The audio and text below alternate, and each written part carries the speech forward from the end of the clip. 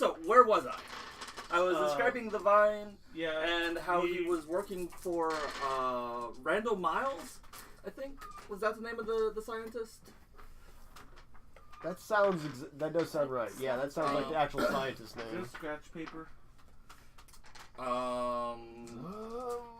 There's note cards back there that you can use. And there might be grid paper somewhere. And yeah, right here. And here's some.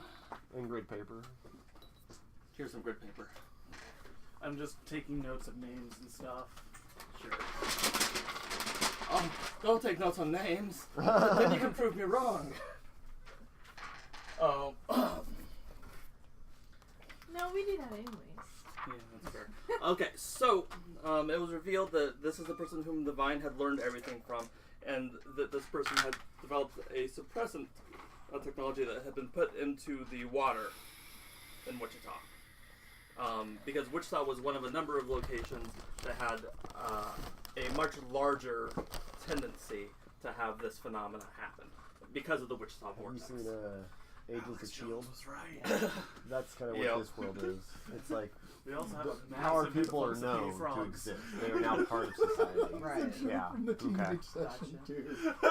And Wichita is... I'm like picking up on all the threads even though I wasn't here. It's like Because Like I never really left. The uncle you don't like Buffy? totally has a bunker out in the country, and like the apocalypse van and everything. And the board with the red string with yeah, he did. Yeah. Full on. Like that screen cap from It's Always Sunny in Philadelphia. And in the center of it, there's a picture of the Vine with a combat knife in his face. And then off to one side, there's a picture of Alex Jones with a combat knife in his face. Okay, I was hoping there wasn't like a heart around Alex No, Jones. it's a knife in his face because he gives actual conspiracy theorists a bad name. Yo. So the humanizing moment was when it was revealed that, that's slightly humanizing. At some point, the Vine in his previous life had killed his mentor and set the building on fire to obscure the fact of what had happened. And the very last thing that we saw of the Vine in that flashback was him going to a payphone, calling up, what's the Silas matriarch? The one who's hospitalized now? The woman? Yeah. Magdalene. Calling up Magdalene and saying he responded the way that you said he would. I had to do it, and I'll accept your offer. Click, and then he fell, like he slid down the side of the phone booth with that, like, what's happened to my life. Okay. And that was the end of that scene. I'm a little glad that you didn't paint how he got his powers, because I have plans for that. Who got his powers? How the Vine. Okay. Okay. Because they seem at least tangentially tied to Dodger. Mm-hmm. Spell what? Yep. P-S-Y-C-H-I-C. Okay. C-H-Y-H-Y-C. That was the letter I got wrong. That was yeah. I had H instead of S. Psychic. I had physics instead of psychics. So the important part behind all of that was saying that at the end of the teen scene, you guys had managed to get into the escape van and get the hell out of Dodge, with your respective parents. Mm-hmm. So those characters, I'm assuming, would have headed to a safe house or some other place that Uncle Shatner would have deemed worth going to. So they're actually in a good place to like sit tight. Yeah. Or go out. It's however you guys want to play it. Which means you've got a character from the main cast, you've got a character from the side cast, and you're wanting to focus on Boomstick. I am. So I'm guessing that Oscar and Ronnie. I had to look. Oscar and Ronnie are probably going to be sitting tight with Uncle Shatner, and their parents had run. Which way are you thinking of going? Well, if they're in a good spot to just sit tight, then I'll just focus on Micah. Okay. And which way are you wanting to go? I want to touch on both. Okay. But I want to touch on Mag. I do want to make him specific, and if we go teenagers, my guy will just jump right in. Okay. Yeah, I'm kind of at that point too. So. But I am going to do Mag. Okay. Yeah. And so Olivia, even though most of the players are not focusing on their teenage characters, your teenage character has independence. You can join into the fray at any given point. Okay.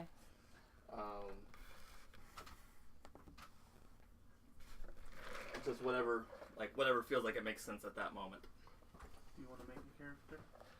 And we'll get that's what we're leading up to. I was waiting on the leader. God. I was asking you. 'Cause you I said, can, yeah. Because you said I'm good earlier. Oh, No, yes. no, I was meaning that I was good with Okay. what I was learning here. It's in its early stages. But Mag's powers offer something I was looking for. Okay. That's what I'm doing. I'm researching. I'm not ignoring. I am researching. The great thing about Artful Dodger, I don't have to research shit. Great thing about Boomstick, Now I that already you've read know the it. books, though, do you get my character being like Anita-esque? Oh, yes. Which No, I got you now. books? Yeah. Because I kept thinking, like, what was he referencing? Now I get it. Yes. Laurel K. Hamilton. I've read all of those books. Yeah. That's who my character is based on. That was my teenage smut. Yeah, that was my. I don't know why. I don't know what I've And upgraded. current. I don't know what I've upgraded to at this point, but I'm still on the series because she's still writing. All right. Okay. All right. So That's that good. you got I a couple options. all right. One thing is that I because have an idea, but go ahead. Sorry. go ahead and shoot out the idea. What do you think? Occult detective? Okay, Would that still be that's pertinent totally to the storyline? that's totally fine. Okay. Would you be working with the actual Wichita PD or? Would you like to be Just to warn you. Doug? Kind Remind me of your new friend again. Mag's new friend, Yeah. Sergeant Williams. Would you like to be a hedonist furry occult detective? Oh no, he's BDSM furry. Sure, why not? Let's do that. So Sergeant Williams is suddenly going to have powers, and he's gonna be like, That was Mag? He's gonna go. He's had powers the entire I time. was gonna say that explains why we've had so little impact on him. He's just like whatever. He's a powered. Okay, so Hey, that's our word. I didn't think I was playing myself today. Oh, that was too good. Hey, Thank know, you. This is basically self-insert fan fiction anyway, so I mean, You gotta be real flexible. I mean, I know I come to D&D for punishment, but Remember? Sorry, it just dawned on me what you just said. Man, might be a little slow, but when I get there, watch out. You guys remember when we were gonna make Joey play a guy stuffed into a fucking tiger suit? Yes. This was her pet. So, Oh, do we yeah. already have stats for that character then, or? no, we do not. Okay. The You get to establish that. the main benefit of playing that character is that character already exists in the storyline, Right. and so the And you're sudden working inclusion. with me and Shelby, pretty Okay. much. Yeah. Awesome. You're So- kind of corrupt. That's fine. I am a little corrupt already. A more fleshed out introduction from that scene is that Doug was trying to track down different members of these cults that are trying to bring about their own Right. little avatars. And his assistant was able to identify your character as one of the members of this cult. Sounds like me. Was it so- the Golden Dawn? No. Doug's character Mag Right. tracked you down to a house in a developing area. I can't remember. Your stuff's right here. It was a brand new in the northern area where they're putting new developments. Right. Real nice house. It's near Maze. Like the artificial lake hasn't been filled in yet. Yeah. Gotcha. And he broke into your house and During your furry orgy. Yes. drug-fueled Yeah. furry orgy. Okay, well there wouldn't be drugs, but sounds There- good. I'm with you. There was drugs. There's a lot. That's part of the Well- vine, though. The vine deals Yeah. with drugs. Yeah. The way that this character was made to be into all of these things is Rob asked for suggestions as to what was going on in the basement. And Shelby put in He needs to be wearing a unicorn onesie I mean, and a Some- rave. Somebody it else still put sounds in, a lot like somebody me. else put in Like- BDSM. I put in having a large vape collection. And He was it's looking for canon. like embarrassing secrets on the guy. So we turned the vape collection into mist-born hallucinogens. Sweet. And This is my bag. and yeah, and there were a bunch of young members of the cult who were dressed also in furry suits, having just a grand old time. So am I like a furry all the time? Am I like a closeted Well, furry? it's part When of your. Doug visited him later, he was in his house and he was dressed in a Rainbow Dash bathrobe. Oh yeah, as soon as he's off work, whoosh! I do not know you people. I imagine that while on the job that Williams you're quite is professional. probably professional. Okay. You're good enough to have got promoted to sergeant quite quickly. So, and part of that being that cults have infiltrated the police departments, and so that there's Some a help there. nepotism going on. Yeah, Yeah. strategic nepotism. And neo-paganism. Yeah. Okay. So just to run through your character real quick, on health, confidence, and argument, go ahead and put a 1 in all of those. And let's see. We're not going to run you through the standard stuff for your sketch features, which was your appearance, armed, status, age, and powers. But the one thing we have to do with that is on powers, you have 3 choices for how your powers manifest themselves. One is coincidence/sleuth. The second is elemental, and the third is mystic/cosmic. Okay. So Um, what am I doing with this? is your character good at knowing things that have already happened? Is your character good at knowing things that are about to happen? Or is your character good at kicking ass? I'm gonna go with kicking ass. Okay, so just make a note that elemental.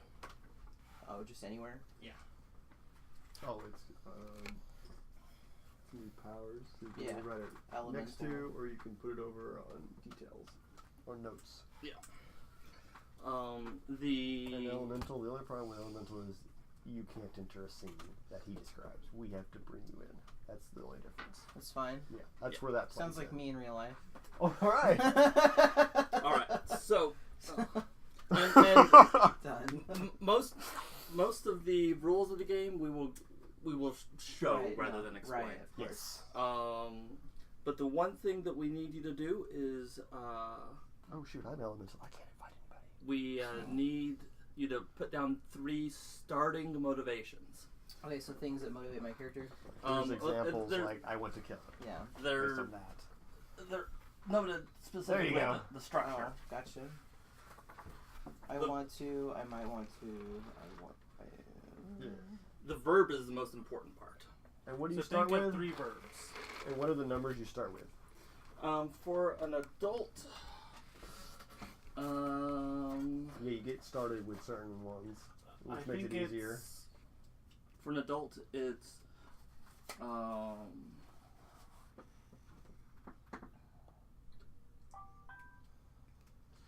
225 or 135.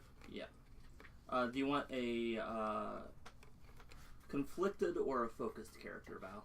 Conflicted. Okay, so you have a rank 2 motivation, a second rank 2 motivation, and a rank 5 motivation. So 5, 2, 2. So that would be 2. I want to verb. I want to verb. And then your last one would be, I might want to verb this person. For this reason, but Yeah.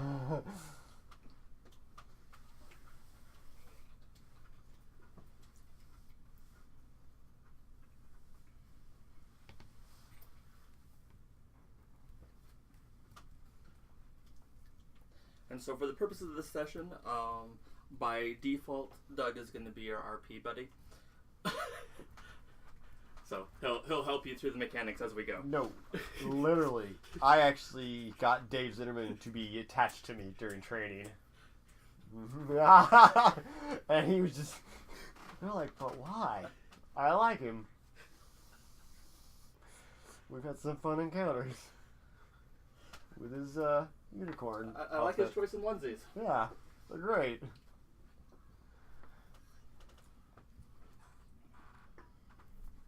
You know, there was also that time that Doug decided it would be. These two, it would be I want to obtain, I want to eliminate. So it's just that, like, I don't Yes, want no, because they're generalized. Gotcha. Yep. Obtain might be an interesting one. Yeah. So for the last one, is it very specific then, or? The 5 5 is is extremely very specific. specific. Like, for example, I might want to find my father's murderer, but I'm afraid of who that might be. Do you see how that's kind of like long and winding? Good and- example. And you're very conflicted about this. Yeah. There's a reason why you're not sure if this is what you want to do.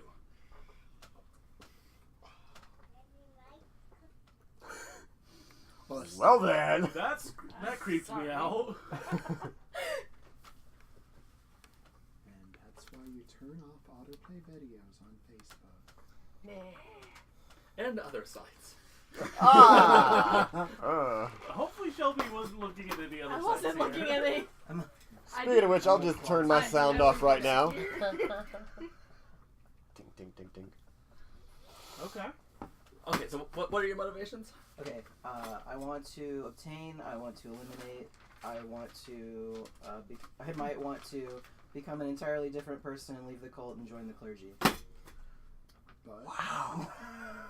But why are you not certain about this? Because the cult would probably kill me. But the cult would kill me. That is fair. Okay. also interesting that you and I both went with eliminate for one of our verbs. Really? Yeah, Yep. It's a good verb. verb. That's what you do. Ha! Punch. I'm still waiting for it to be appropriate for me to use. I eliminate my bowels. Yes. Okay. Okay. And so I think, based on what you wrote under supporting cast, for now, just put the cult. If we were going more in depth, we'd get some specific names in there, but Yeah. we're in We're trying to play a game. we're in late games Yeah. stage of the story. What's my name for the character? You are Sergeant Williams. You are You can come Sergeant up- Trevor Williams. You can come up with whatever superhero name you want. And if you want to rename the character, like retconning is not that hard. The Fatal Furry. My alias. Yes. What are you known by in the cult world? In the cult. The Fatal Fury. I like that. That's a little too campy. You could just go with Fury. Some kind of Latin name. Throw some at me. Asha. No! I can't believe our son is obsessed with that word. It's crazy to me.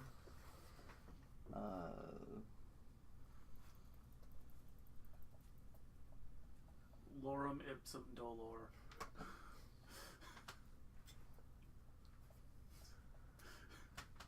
It's the generic fill text that they have for all paragraphs. Yeah, I recognized it. Lorem ipsum. That'd be a good name for a shapeshifter or camouflage. Oh, yeah. Use Valentine's.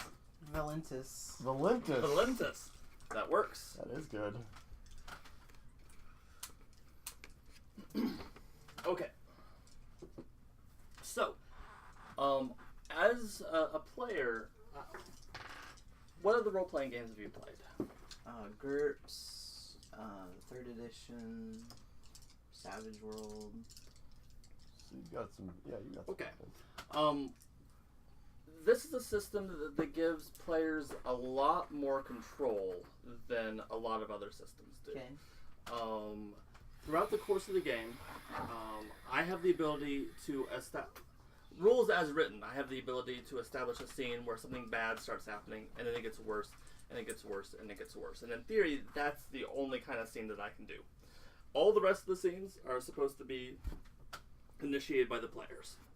The most important scene, most important type of scene that you'll want foreknowledge of is called a personal scene. It's the only way you can heal. And basically it involves you doing something out of costume with a supporting cast member. Got it. And the moment you do a supporting scene, you describe where you are, you describe who's there, you describe what happens. I try to throw a wrench into the works, and then the scene ends. You're healed of all damage. Okay. I might want to go ahead and add Nicole as one of my supporting casts at this point, considering I've kind of abducted her. If you're adding her as a supporting cast to make it official, give me a motivation or rank 4 motivation. Yep. And you will be adding motivations as we go. Gotcha. At any point, and it's recommended that you do it at least once per scene, you can add a rank 4 motivation for free. Gotcha. The other thing that you should have just an abstract knowledge of before we get going are the advocacy scenes, which is how you level up. Okay. So like a boss fight, sort of? Kind of, except... It's a moral boss fight. Gotcha. Oh, so it's like an internal conflict. Yeah. One of the external. One of the other players takes on an NPC and rakes you over the coals. Gotcha. Makes you question, like, everything your character's Your done. motivations. Stuff like that. And you can rank up a motivation, which means it becomes less powerful, or you can rank down a motivation, which means it becomes more powerful. Gotcha. Whereas I don't want to do check, because I don't think check would be a very good... Where my one use. character, Nicole, who she's there now, she actually You know what? talked I'm just my gonna do with character what I out of did. I want to kill back up to, or I was at I might I want to kill, save Nicole. and Okay. she talked That's me literally what he Mag into did. being a better human, so he actually went to I want to kill, making it harder to just murder people without remorse. Gotcha. When you Except for sometimes you roll do. dice, another thing that's unusual about this system is every die represents an obstacle or a difficulty. The fewer dice you roll, the more straightforward what you're doing is. Gotcha. So a rank 5 motivation is really conflicted. There's a whole bunch of shit in your way. A rank 0 motivation is you are that thing incarnate. You do it without thinking. So when you're playing, you want to do an action, you have to use one of your motivations. Yes. You have to be like, I obtain blank, or I eliminate blank. Yeah, Yeah. like... And then you roll for that. Yeah, and like, let's say you're in combat, like there's dodging and there's attacking. If you want to dodge, you have to use one of these. So you have to figure out like how to use I obtain to dodge something, or I eliminate to dodge something. Or I obtain cover. the I like that. like I obtain cover. I obtain intangibility. What if I wanted to the- play a more political character at times and be like, I obtain information about this person? If you can make a simple sentence that Yeah. uses the verb, then odds are you're on Okay. point. That's why change is so fun. The other thing, like if you're in combat and like I obtain cover, that can work. A lot of other uses of obtain are going to be really difficult. That's a moment where like I want to survive. You have to make a new motivation. You know. I want to see Maria again. Like, I bet you can't guess where that came from. Yeah. That was a So bad day. if you try you to almost died like twice, didn't you? Yeah, I was getting the shit kicked out of me. if you try to make every action you do fit your 3 motivations, you're giving yourself like it's gonna be really hard. Yeah. Make new motivations Right. as you go. Okay, gotcha. Actually, one of the things I want to encourage the game designer to do is to like have a mandatory like the first scene your character is in, you have to make a motivation just to train the players to do that. Well, I think that would be something like, because as people, our motivations change a lot. Mhm. So, Yeah. So we're not going to be doing the same thing every day, all the time. Yeah. So, that makes sense. Alright. Okay, so I think those are. Oh, I got a cut on my hand moving something, and I keep putting my palm down and leaning on it, and going, oh, that was dumb. Stop doing that. And then a few minutes later, I do it again, and go, oh, that was dumb. Stop doing that. I want to learn how to stop doing that. So I think those are the things that you need the most like abstract foreknowledge of. Everything else we'll cover as we Right, as we okay. go. Thank you for On my first scene, you're gonna see something Okay. because you're gonna be with me. All right. Oh God. And Doug likes to make. You're gonna see a lot of things, some of which you probably wish you wouldn't have. It's okay. I wear a harness under my detective uniform. You better. Apparently. Kevlar harness. The other thing that I wanted to say to everybody is that because we are in the late stages of the story, we will be looking for good like bookends on Okay. things. So if those, I have ideas on how I can get there within 2 to 3 sessions, but if things start to develop in a way where it's like, that's it. I do have a character thing for Dodger that does not include the broadcast. Okay. I have one last question for your character. What's that? What power did you pick? What ability? Did I pick an ability? Elemental. Elemental. I mean, like mine is electromagnetic.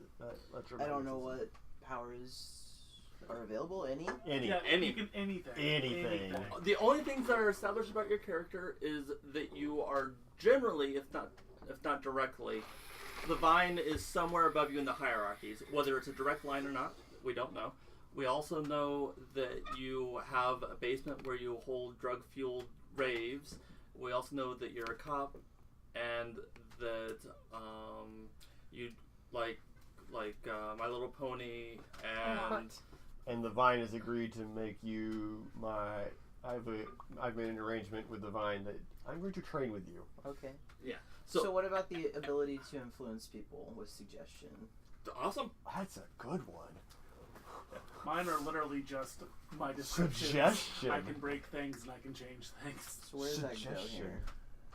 You can put that in You're- Just make a note. Yeah. Yeah, the character sheet's changed. And then since that's your Mine are ability, pew, pew, bang, bang. that'll Bang, make bang, it bang. easier I to told you make that I was trying out the new motivations rules. for you to We're use. kind of putting those aside for now that we're combining the storyline. Okay. But yeah. Basically, I changed the way in which we approach the villains. Okay. And that introduces the villains a little more slowly. Alright. But- so, The other thing is that while we've seen a little bit of the cults, we haven't necessarily seen a lot of the cults that the cult that you are most directly associated with. You can make up a whole bunch of shit about that, and it's fair game. That was my plan. There you go. Olivia, could you hand me a Mountain Lightning, please? A mountain lightning. When we have our scene, you don't have to it's up to you if you tell me your name. I probably wouldn't tell you your That's fine, tell 'cause you my you're gonna- alias, 'cause my you're gonna know character- him by his. Yeah, my Yeah, character. and if You his know my power is character by influencing Mag. people, it's probably best if people don't know that they're being influenced. I'm a mole for the cult. Oh, he knows you're in the cult. Yeah, Like, that's not a secret. But this actually makes a lot of sense on why the Vine would immediately agree No to kidding. plant Trevor with him. Oh God. Oh God. And if at any point you want to rake any of the other players over the coals as an advocate, we can let me know, and we'll run from there. Okay. So I'm going to. I have a personal scene right off because I need to heal. Once you're ready. Every session, I'm starting out with a GM scene in order to set the tone. So I'm gonna take a moment and I'm winding down. I'm softening a little bit, getting back into my zone. To Into my zone. what? he's being a weirdo. Thanks. You jerk.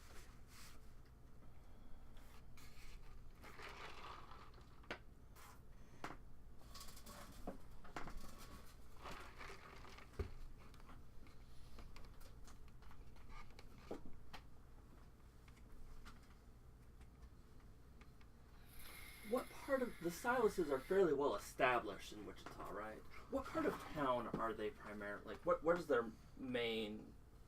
Well, they have like a building that's in the central building district, and nobody really knows what they do. Okay.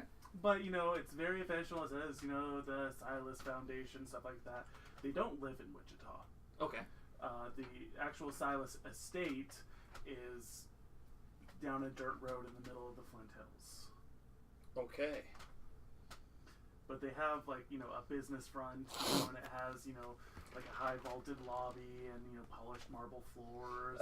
Tell me a little bit more about the estate in the Flint Hills. It looks like you took a little section of Old England and moved it over in the middle of Kansas. There's a lot of trees around, which is super weird for Kansas, especially in the Flint Hills. They're kind of bent over and twisted at odd angles, but you know they're all seeming to grow fairly healthy. They stay greener longer than most of the trees around, and they're all fairly tall.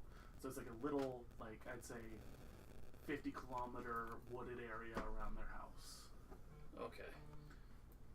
This is not the first time in this flashback, and if you imagine these panels as being slightly washed out and yellow to indicate that this is something that's happened in the past. And from previous issues, we would recognize this as a projected memory that comes from Neo.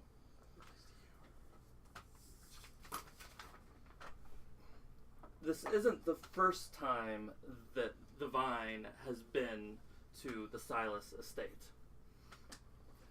But it's the first time since his mentor was killed. He's walking down a row of trees, approaching the front door with a very nervous feeling. He knows that his life has already changed, but he's not aware of all the ramifications of it just yet.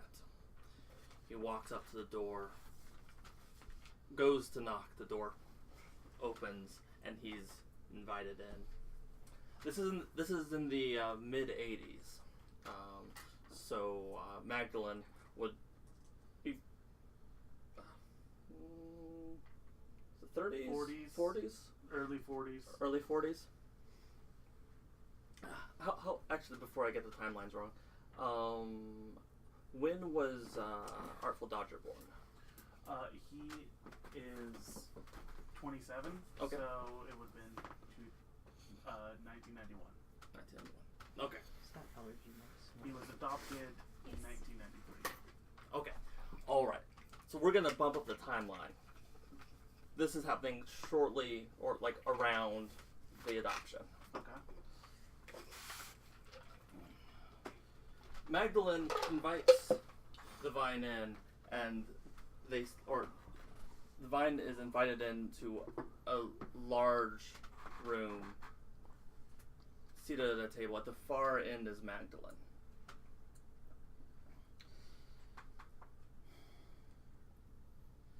They've had many discussions about his work and how he had been focusing on suppressing powers, but it was theoretically possible to increase the magnitude of a person's power. This had always caught Magdalene's interest because the cults have always had a very competitive element to them as they try to take what limited resources there are for their own groups.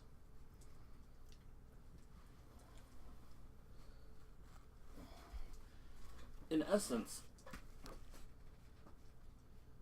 for demonic possession, the ability to be possessed is an incredibly taxing thing on the host. And most people can only contain the barest essence of these extra-dimensional metaphysical creatures.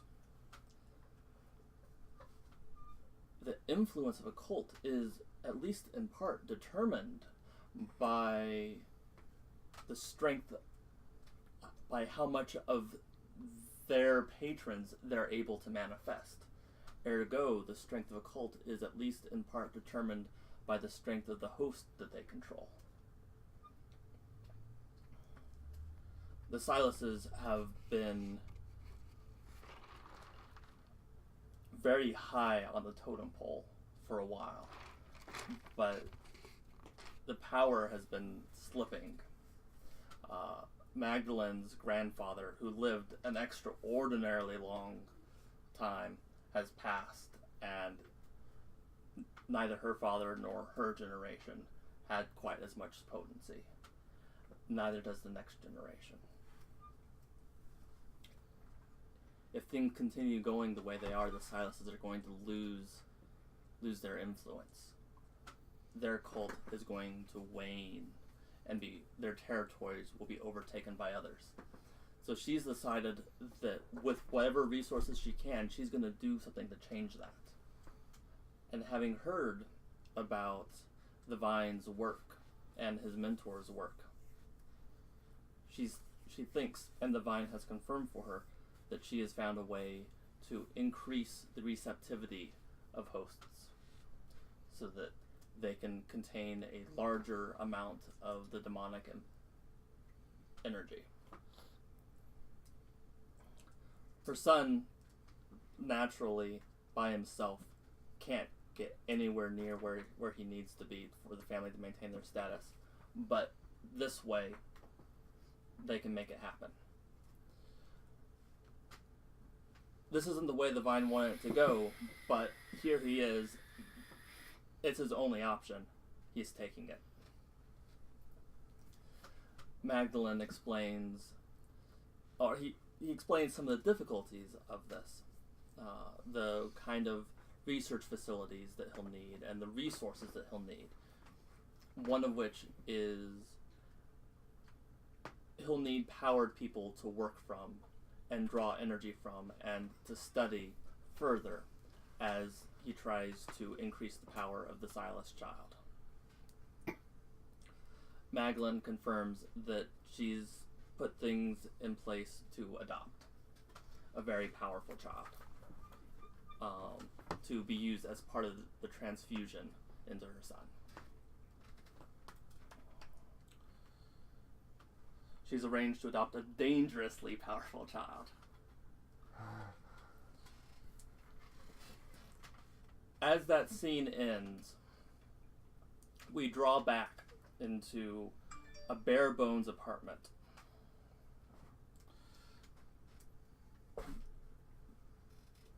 There's blood on the floor. There is an orderly, one of the orderlies that have been hunting down the teens in the last sessions, who has the wall is busted in from where he had been repeatedly hitting his head against it. And he now lies. It's hard to tell if he's dead or alive, but he is in not good. Neo, who we've already introduced, with his charred face, stands like there's an angle where you're looking up from the body and you see Neo looking through the orderly's files and notes. This wasn't any orderly, it was one of the lieutenants in the cult. And so Neo is going through and getting phone numbers, getting addresses, and getting other information that he could possibly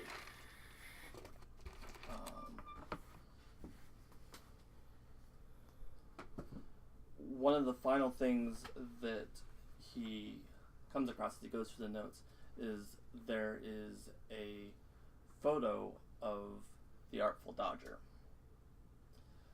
And something overtakes him. I've said before that the memories that he's been projecting aren't his own. In the same way that those memories are not his own, another presence in his mind pops out as he touches the photo, and in a voice that is distinctly not his own, he says, "Brother?"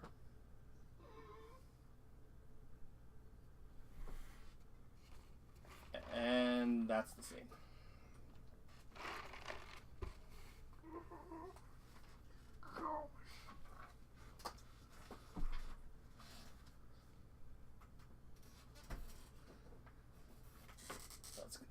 I've been a little off base, so it's going to take a little while to sink into it tonight. But It's okay. So, after the encounter at Nicole's house, have we established where everybody is? I was going to do that with Nicey. at least for the Dodger. Yeah, because the three of us Are were... still in the kitchen. Yeah. And as far as we know, Deuce is still sobbing on the floor. And Angel's just sitting here going, I'll blow his brains out. Come on, let's do it! I got it! Narrative control in this is very much first come, first serve. So, Oh, no, I killed him. if I haven't established something, then it is open for anybody else to establish. Well, then I'm ready. I have a brand new motivation. And I Okay. I'm Trevor going to Williams with step me. out of the room for 5 seconds. I'm going to come back. You two can figure it out. Do you want to go first or second? I want to go first. Okay. I'm not crying. I just have allergies. Really bad, apparently. It's gonna be the introduction of the brand new Sergeant Trevor Williams. Okay. Ta-da. Hit me. Where And are we and what are we doing? We're actually at a remote property I own. Okay. Yeah. It's still in Wichita. It's not far. It's just a blank void lot that I have for spare trucks as, maybe they're getting repaired, there to be repaired later or whatever. Like, I bring them and fix them now. Mm-hmm. We got him. I got Trevor Williams. Sergeant Trevor Williams with me. Brand new motivation. I want to improve my powers limits. Okay. And this is the training program. I have introduced a little area, and this is, a little remote area. I've got introduced the neodymium magnets and solar dynamo generators. Okay. And these both boost electromagnetism immensely. Alright. And I've got Trevor Williams with the ability to influence people, which is metagame, not my character knowing. So it's amazing. Because I did some research, and apparently if Mag can focus his ability well enough, he can block psychic powers from infiltrating his brain.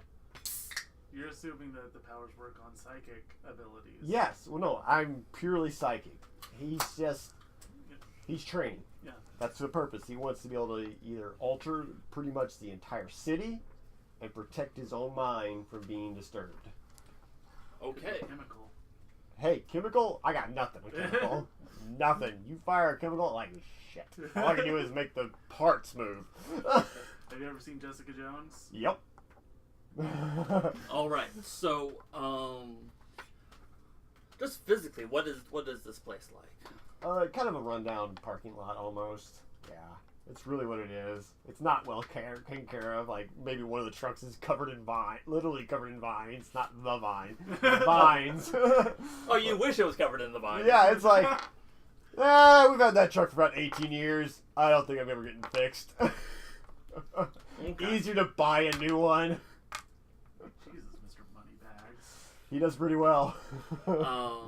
And I assume, there's, high fencing around. The trailers block a lot, too. Okay. Yeah. Okay, so this is, I'm almost kind of picturing, a business graveyard. It is. That's what A graveyard for business trucks. Yes. Yeah. I let other people put their trucks there, too. Yeah. And then steal parts off of them. And steal parts and charge them for storage. Is your name John Hennessy by chance? Unrelated. That's a vehicle nerd joke that I didn't expect anyone to get. I'm sorry. Okay. Alright, But so now you can see the joke above our heads.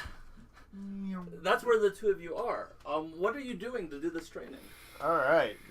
Part of the training is I'm trying to lift everything in the area. Okay. And also I'm gonna be asking Trevor if he knows, or Sergeant Williams actually. Asking Sergeant Williams. So, what's with these recent disturbances in the city? It's like, I don't have Nicole, but I still have ears. And the news isn't picking these things up. So you're having a conversation with Sergeant Williams. Because I need a while personal you're doing scene this to stuff. heal my confidence as well. That's fair. Yeah. So how does Sergeant Williams feel about being assigned babysitting duty? He doesn't like it. He's very upset that he has to babysit this seemingly like extremely masculine jock who's like lifting crap in a rundown parking lot. Mm-hmm. He's looking. And at, he's kicked in your house he's twice. he's looking around for anybody else in the area, or if there's Nobody anything, else. any animals or anything to distract himself from the fact that somebody's trying to lift shit all around him. He's really not into it. I mean, his powers are based off suggestion, and he knows that. This guy doesn't know that, so Nope. he's just, he's keeping the conversation light. He's not revealing anything too dangerous. He's like, well, what do you think's happening? Mag's a cocky jock. He's like, that's not what I asked. This is not a therapy moment, like... Okay, give us a roll. Ooh! For narrative control. Basically, and the way the rolls work in this is that it's not necessarily like rolling to succeed. Right. It's more rolling for narrative control. Got it. So how the rolls work is you'll want to choose first a sketch feature, which is going to be either your appearance, your armed, your status, your age, or your powers. Mm-hmm. And it can be any of those as long as it makes sense for what you're doing. Okay. So since your ability is influence, you could use your power on this. Yeah, or a status. Absolutely. Or status. Yeah. It would probably be age because you're doing adult things. But again, power. It could be Yeah. any three of those. No, I'm just saying you have a lot of options with your power. So which one do you want it to be? So if I use status, could I go somewhere with the narrative that has to do with the cult? Or... Oh yeah. Absolutely. Yeah. Alright, so you want me to roll a d6? I roll Hold against on. as well. Hold on a sec. Basically, the sketch feature is what about your character is iconic at this moment. So if it's status, It's gonna be then- status, I think. Okay. In this case. Okay. The next thing is we're doing an argument. Yeah. So that's one die. Mm-hmm. And then you need to choose a motivation that works for this argument. And maybe you have to make up a whole new motivation. Maybe it's I want to stop Mag from asking me stupid questions. That's a short-term motivation, but it would Yeah. work. Actually, it might not be If you level short-term. that up, that just becomes I want to stop. That's true. So does he have information that I could use? Probably. You never So know. I want to obtain information from him without revealing things Okay. about what I know. Okay. So I Mag want does to not obtain know a lot information. about you. Mag doesn't know a lot about you. Mag just like, I like this guy. He's a weirdo, and So what's your rank in motivation? 2? 2. Okay, Or so two that's dice. two more dice. So you got a total of 3. What motivation is Mag rolling with? I might want to investigate witch crime. Okay. What's that motivation? It's a 4. It's a 4. So you're rolling a total of 5. 5. And what sketch feature are you using? Age. Age. Okay. I got 36. And an adjustment. Attunement. Attunement. What does that mean? Okay, so You done good. so Hold That is rolling with it. Fuck. Oh, wait, you have Look a at that. 5e. I rolled 2 6s and a 5, so I lost by 1.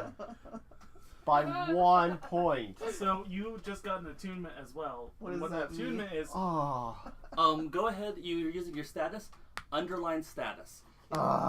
Whenever you use status, including on this roll, not that it matters, You're gonna drop the lowest you die. remove the lowest die from whatever you Oh, roll. sweet.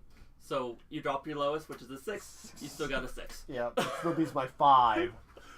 This is why I don't play games with Val. Oh my gosh. Who rolls 3 6s the first roll? Val, apparently. Apparently. It's a sign, 666. So, So basically, the reason why I was asking for the sketch feature is that this is now, at this moment, the single most iconic thing about Sergeant Williams is his status.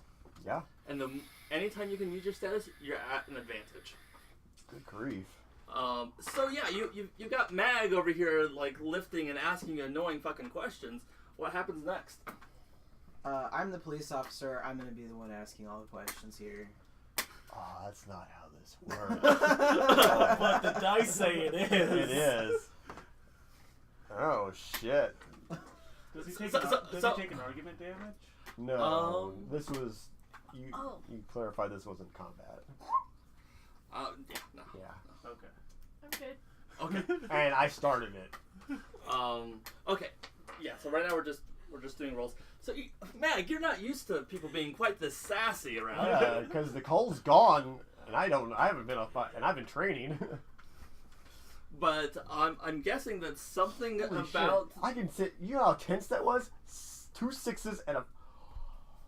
So we're not. She didn't. Yeah. He. Or he. Yeah. Trevor Williams did not quite. He's one upping me, but he's right there. Ooh. Ooh. Remember Yeah. your breathing. Mag had specifically asked At for this moment, every trailer in the park just got off the ground and the fence bent out.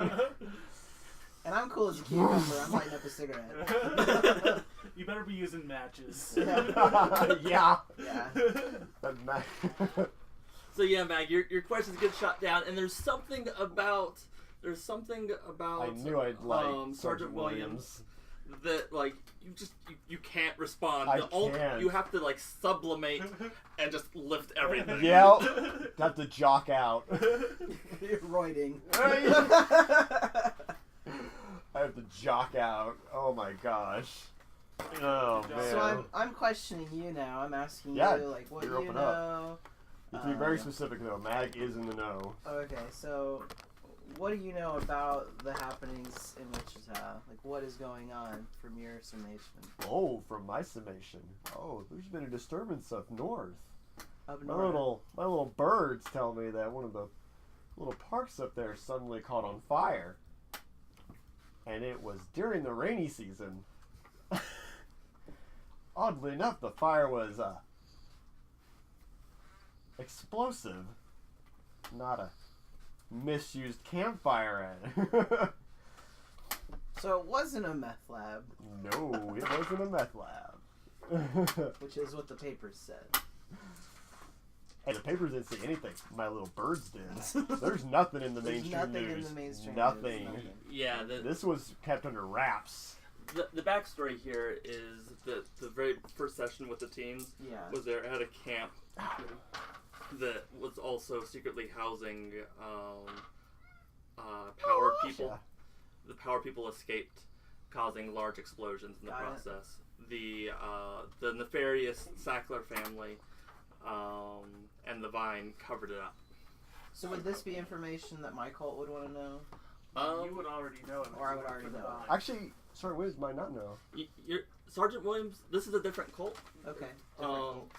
so they're working with the Vine, but you would not necessarily have direct knowledge of this. So I'm feeding this information. I'm just gonna get on my phone and just start, because that's what I'm gonna be doing You a lot. might not want to be standing near him when you do that. He's not gonna be your able phone to- isn't going to work around No? while the powers are going. Oh like really? This. Yes. I didn't know that. So you pull out your phone and And it starts like the screen starts going crazy. Yeah. Okay. Have you ever seen when you put a magnet to a TV screen? Yeah. That's what your phone is doing.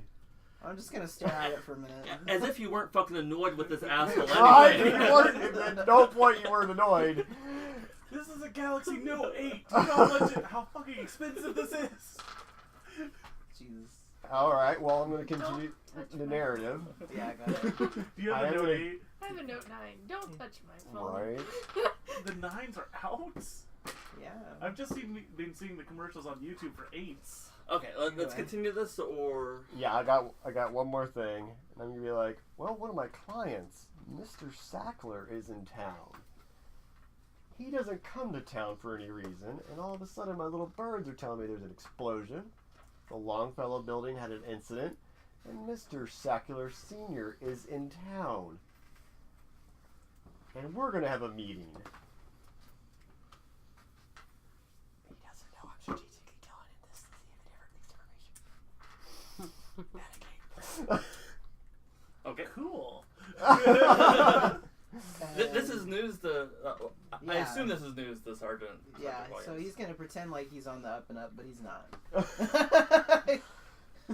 Yeah, so he's gonna be like, yeah, That's interesting, but you know, I'm probably going to be babysitting you for a while. Oh, probably. Looks at his watch. It's going to spin. Unless it's digital, it's going flash, flash, flash. And since I have no idea what time it is, I guess I'm still on the You clock. better investigate like all aluminum watches. He just starts thinking about tinfoil hats. Well, I'm going to try one more thing with my powers, and then I think we should be done with the night. Please tell me it's not kill. It's not kill. No, this is still on improving my own power limits.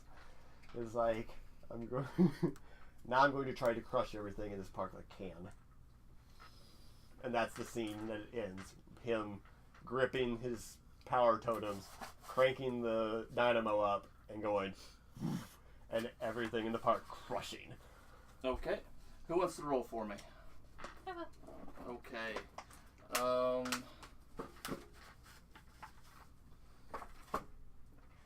And that heals my horribly damaged confidence, I hope. Your confidence damage went away at the beginning of the scene. I forget that. Roll 46 minus 1. Okay. So it's 2. So what'd you roll? Oh, I have to roll against? Yeah. What am I rolling against? The improve my powers? Yep. Okay. And then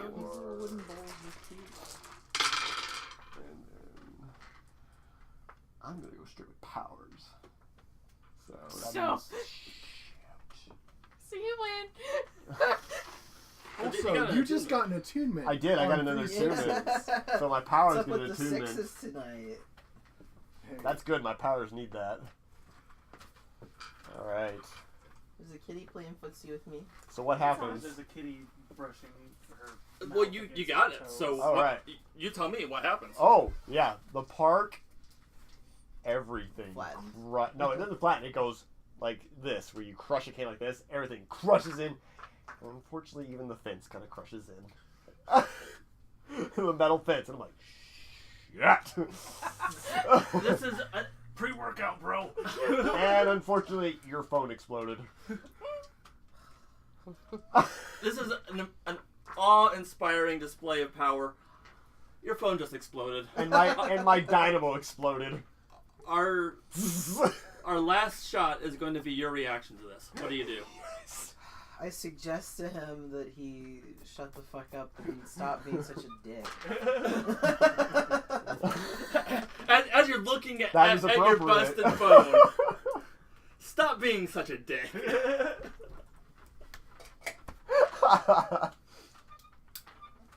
I have some idea that maybe he could control his power enough to not blow up my shit. Oh, definitely.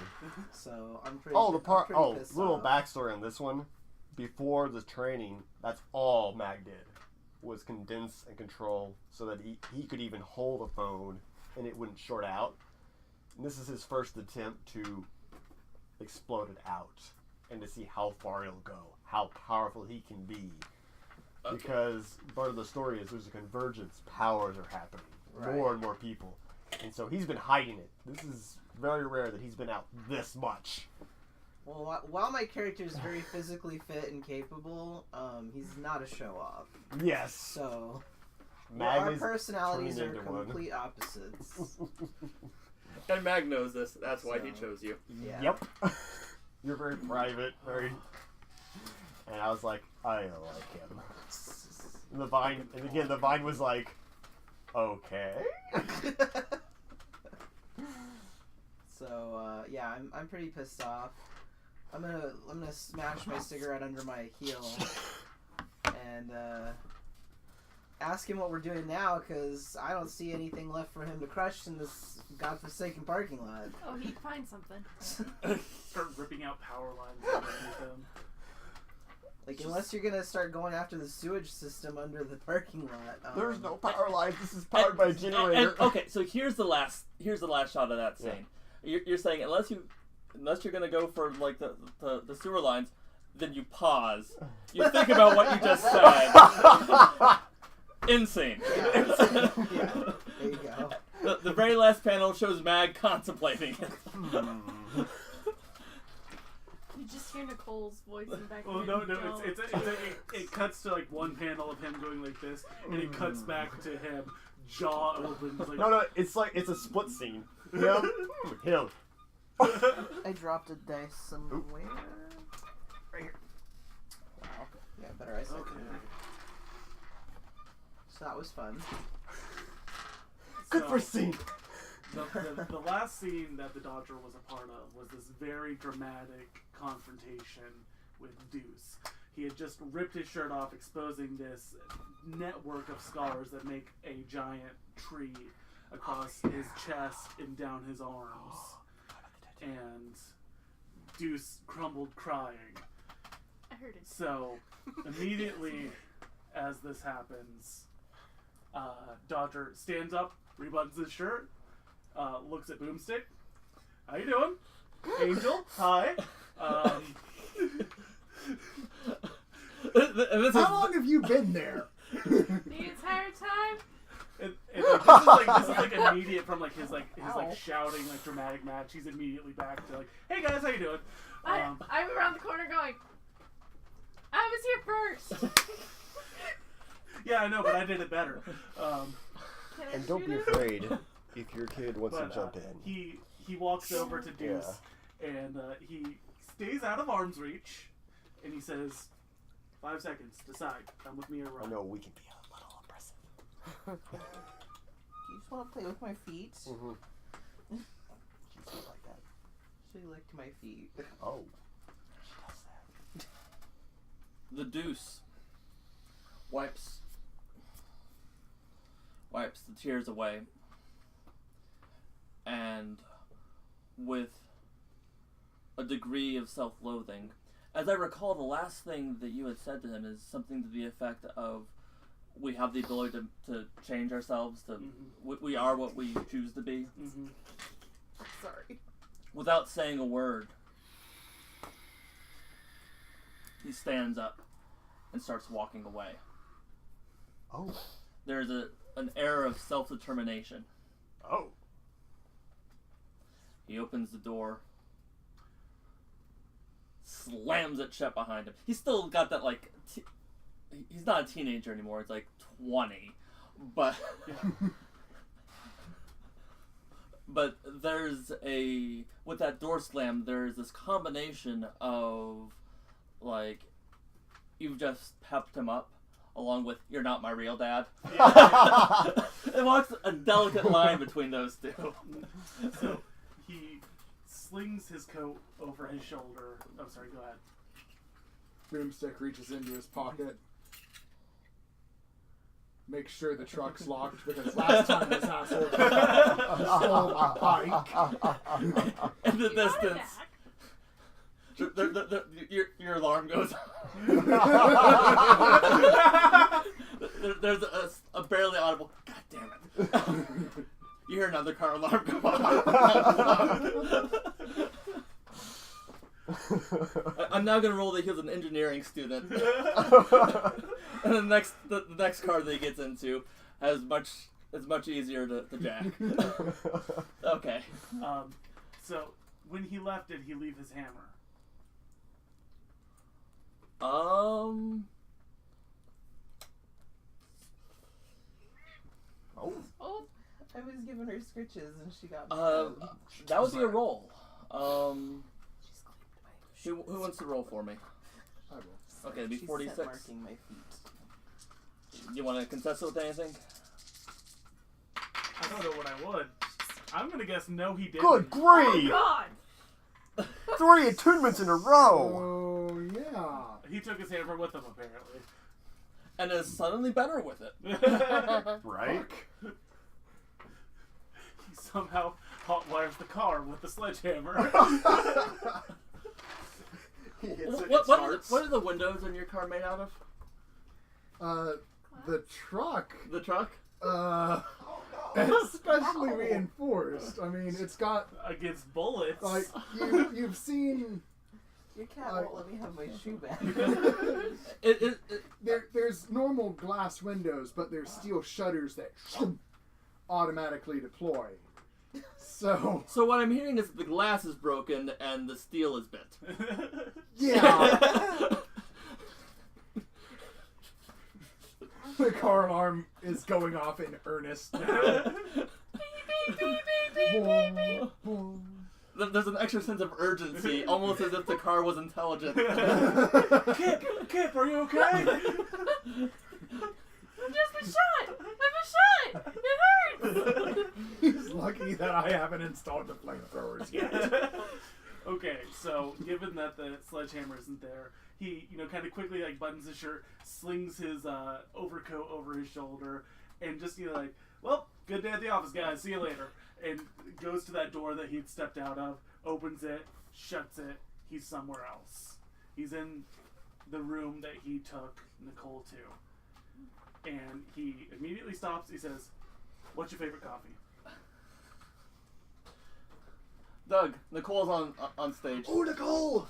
Yes. Alright.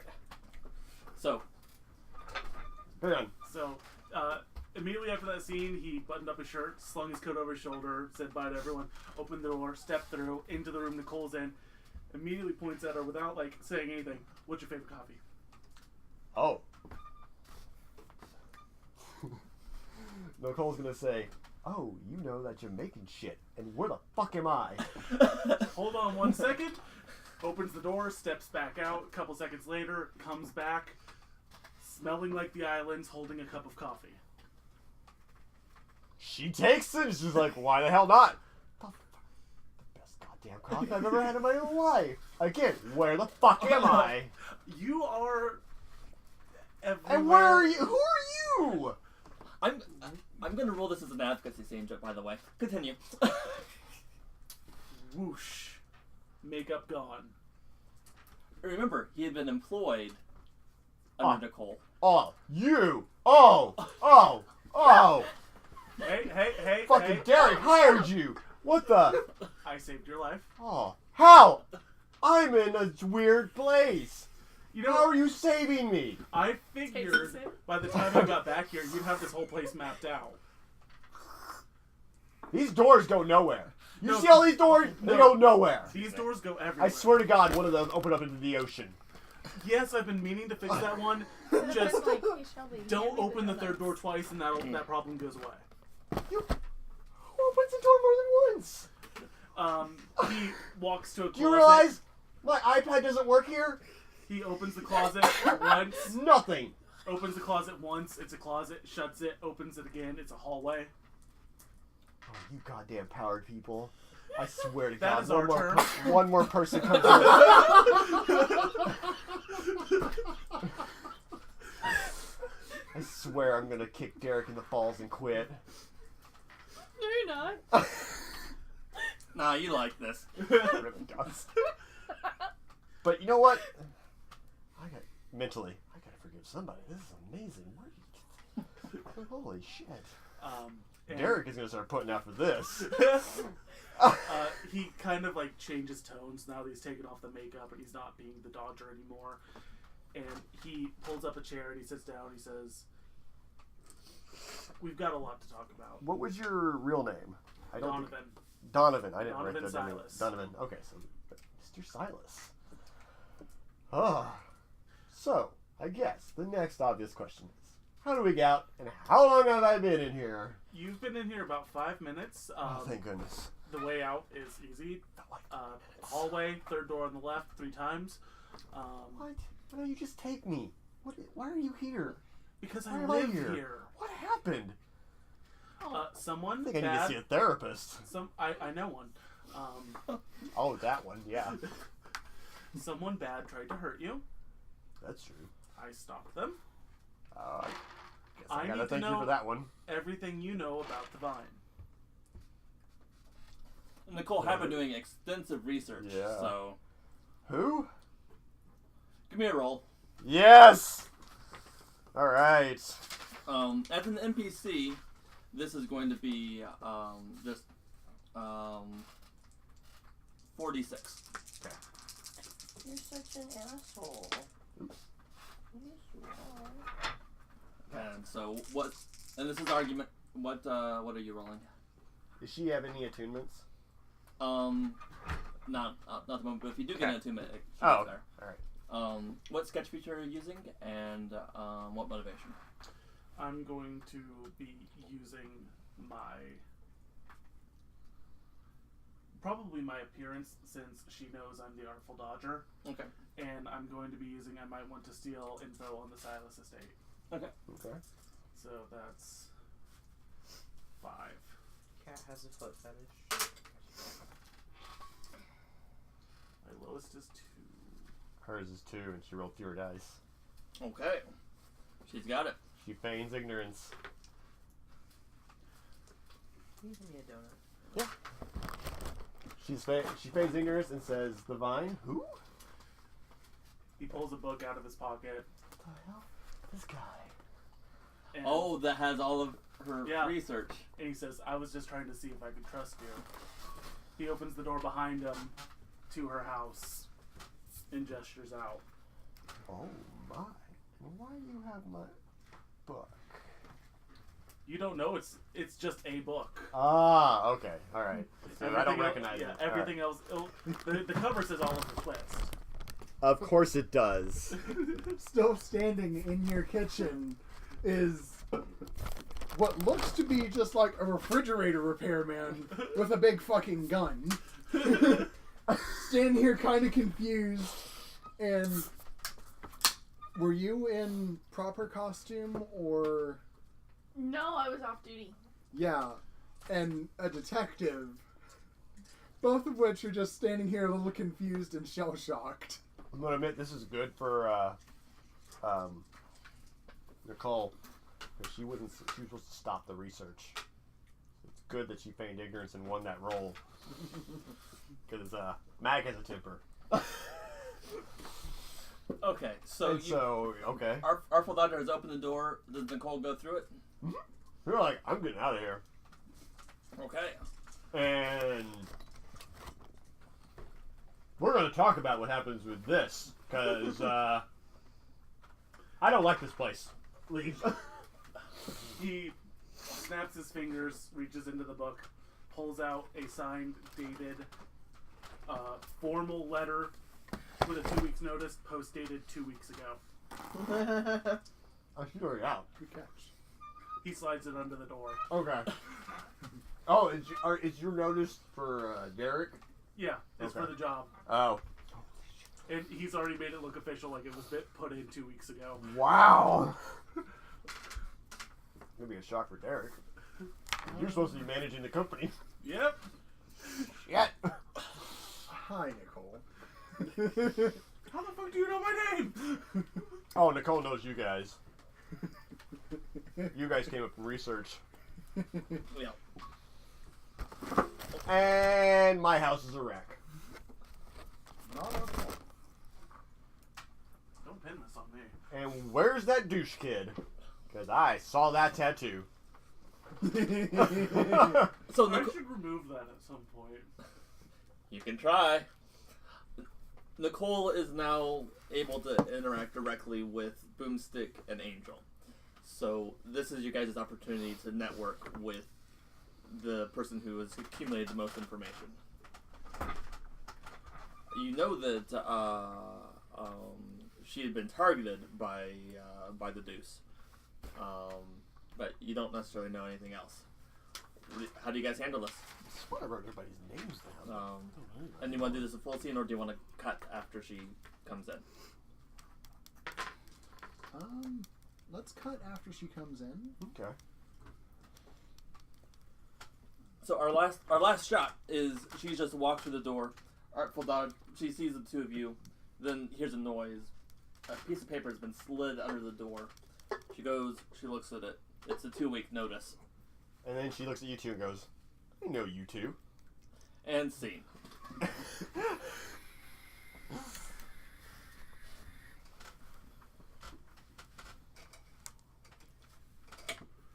Nicole's had a bad day. Right? Just a bit. At least she's not Sergeant Williams. Babysitting doing. Yes. for Jock.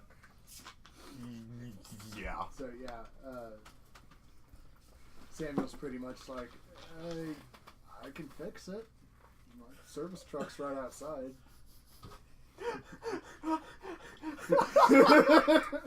I've kind of found myself recently unemployed. So. Well, we have a vacancy. Does anybody want to start a scene, or do I? Just note, who can intervene? Who is not elemental? 'Cause I'm elemental, you're elemental, I'm elemental, Elemental. and elemental. So you're the only two You that two can are enter. We're the only two. Alright. Okay. My feet are safe. Pillar's Eyes, my character, I would like some time to pass. I will say, in the meantime, around town, random billboards have been changing to show a picture of the Vine, smiling and pointing out, and it says, "Hi, I'm the Vine. I'm here to diddle your kids." Okay. Wait, whoa! That's like the ultimate political attack ad. Who has a picture of the Vine, though? Because Nicole didn't. That was one thing she couldn't find, was who he was. He was literally the silhouette figure with a question mark. He's been working through intermediaries with the city. Because Shatner would be the only one to know. Uncle Shatner. Only one so far. Yeah. Is it the Vine himself, or It's just somebody in a vine-covered suit in that case. Okay. though?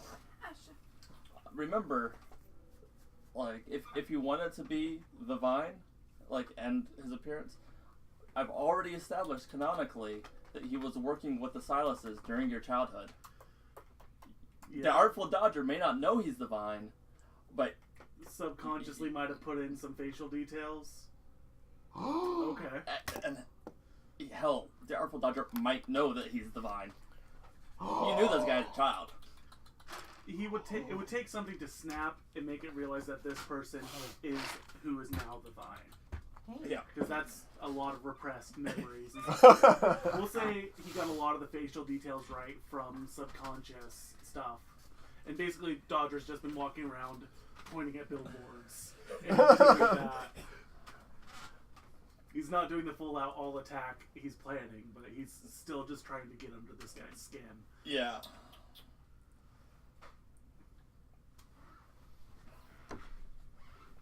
You're so funny. Okay. Nobody's jumping in? I just want to ride a motorcycle through somebody's front door. Okay, Please. Ghost Rider. Please not me. You need to find, like, non-magnetic doors that are, like, bullet-resistant. So I don't know if I'm gonna jump into the story at any point tonight because I don't really know where to. Okay. But can I do just a personal scene or whatever so that I can heal my Yeah. damage? Yeah, and like anytime we're in between scenes, you can totally jump in, Okay. and you can basically describe yourself like anywhere that makes sense. Okay. So I'm gonna say that after everything that happened, because Nova and Noelle's dad was like unconscious and like dragged out, right? Mhm. So I'm gonna say we took him back to their family's home. Which family's the? Right, to our family's home. Okay. Does he remember? I mean, he doesn't remember anything, does he? I assume not. No. Okay, so Or well, actually, things are very fuzzy for him. He knows that he passed out, and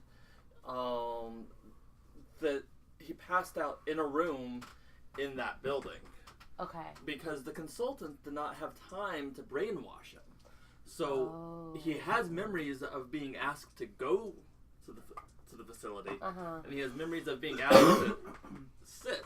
They're all fuzzy, and he can't quite trust them because he can't tell where the drug effects started. sure. Everything feels a little bit unreal. Mm-hmm. But the baseline is there, and with a little bit of, like, invitation, Mm-hmm. he will remember most of it. Okay. Or you can amateurishly, walk him away from that. But Right. So I think what I'm gonna do, just to kind of like protect his sanity or his, whatever, is just Nova's gonna take him home, put him in bed, and tell him that he just wasn't feeling well and that he passed out, but like it's okay, you'll feel better in the morning, just lay down, kind of like tuck him into bed, and then And Billy will help you get your parents into the house for you. oh, perfect. Yeah. Thank you. Yeah. Help you and it's you and who? Nova and Noel. Noel. Yeah. He'll Yeah. help you and Noel Yeah. get your parents in because he helped get them out. And, Yes, he did. yeah. During the daring rescue op, Noel was just sort of left to play with the dogs. There's like 5 or 6 very, very well-trained German shepherds on the property. So did she stay at Uncle Shatner's? She wasn't there? She was not there for the rescue op because dang. didn't want her to catch a bullet. Right. Well, but she knows everyone has powers. Yeah. She's seen that. Oh, When you yeah. come Okay. back, she is queen of the dogs. My So, only question is, do you want to take them back to Shatner's or back to your home? I don't know. You think it's Because safer Shatner's at is safer. Alright, so, yeah, that's probably a better idea. Maybe we should take him to Uncle Shatner's, but I Unless- don't know what to tell him about Unless why you want he's to say there. Uncle Shatner's against it. Uncle Shatner's fine with it. He All could right. use the help. All right. Okay. Then in that case, And then I you can get back to your sister. changed my mind. We're gonna go back to Uncle Shatner's instead, and I'm still gonna tell my dad that everything's okay, and I'll explain the situation to him later. But right now, he needs to just like rest a little bit. So I'm gonna get him comfortable and leave the room, shut the door. Expect to find Noelle just like freaking out, like I'm gearing myself up to like have this talk with her because she's, I'm sure, like freaking out, whatever. But actually, she's coming to find me, and we meet, and she's totally okay with everything. And she's like, "What are we gonna do now?" And I'm shocked because I expected her to be just like a total wreck, but she's like actually she's into it. All right. So, that's my thing. okay.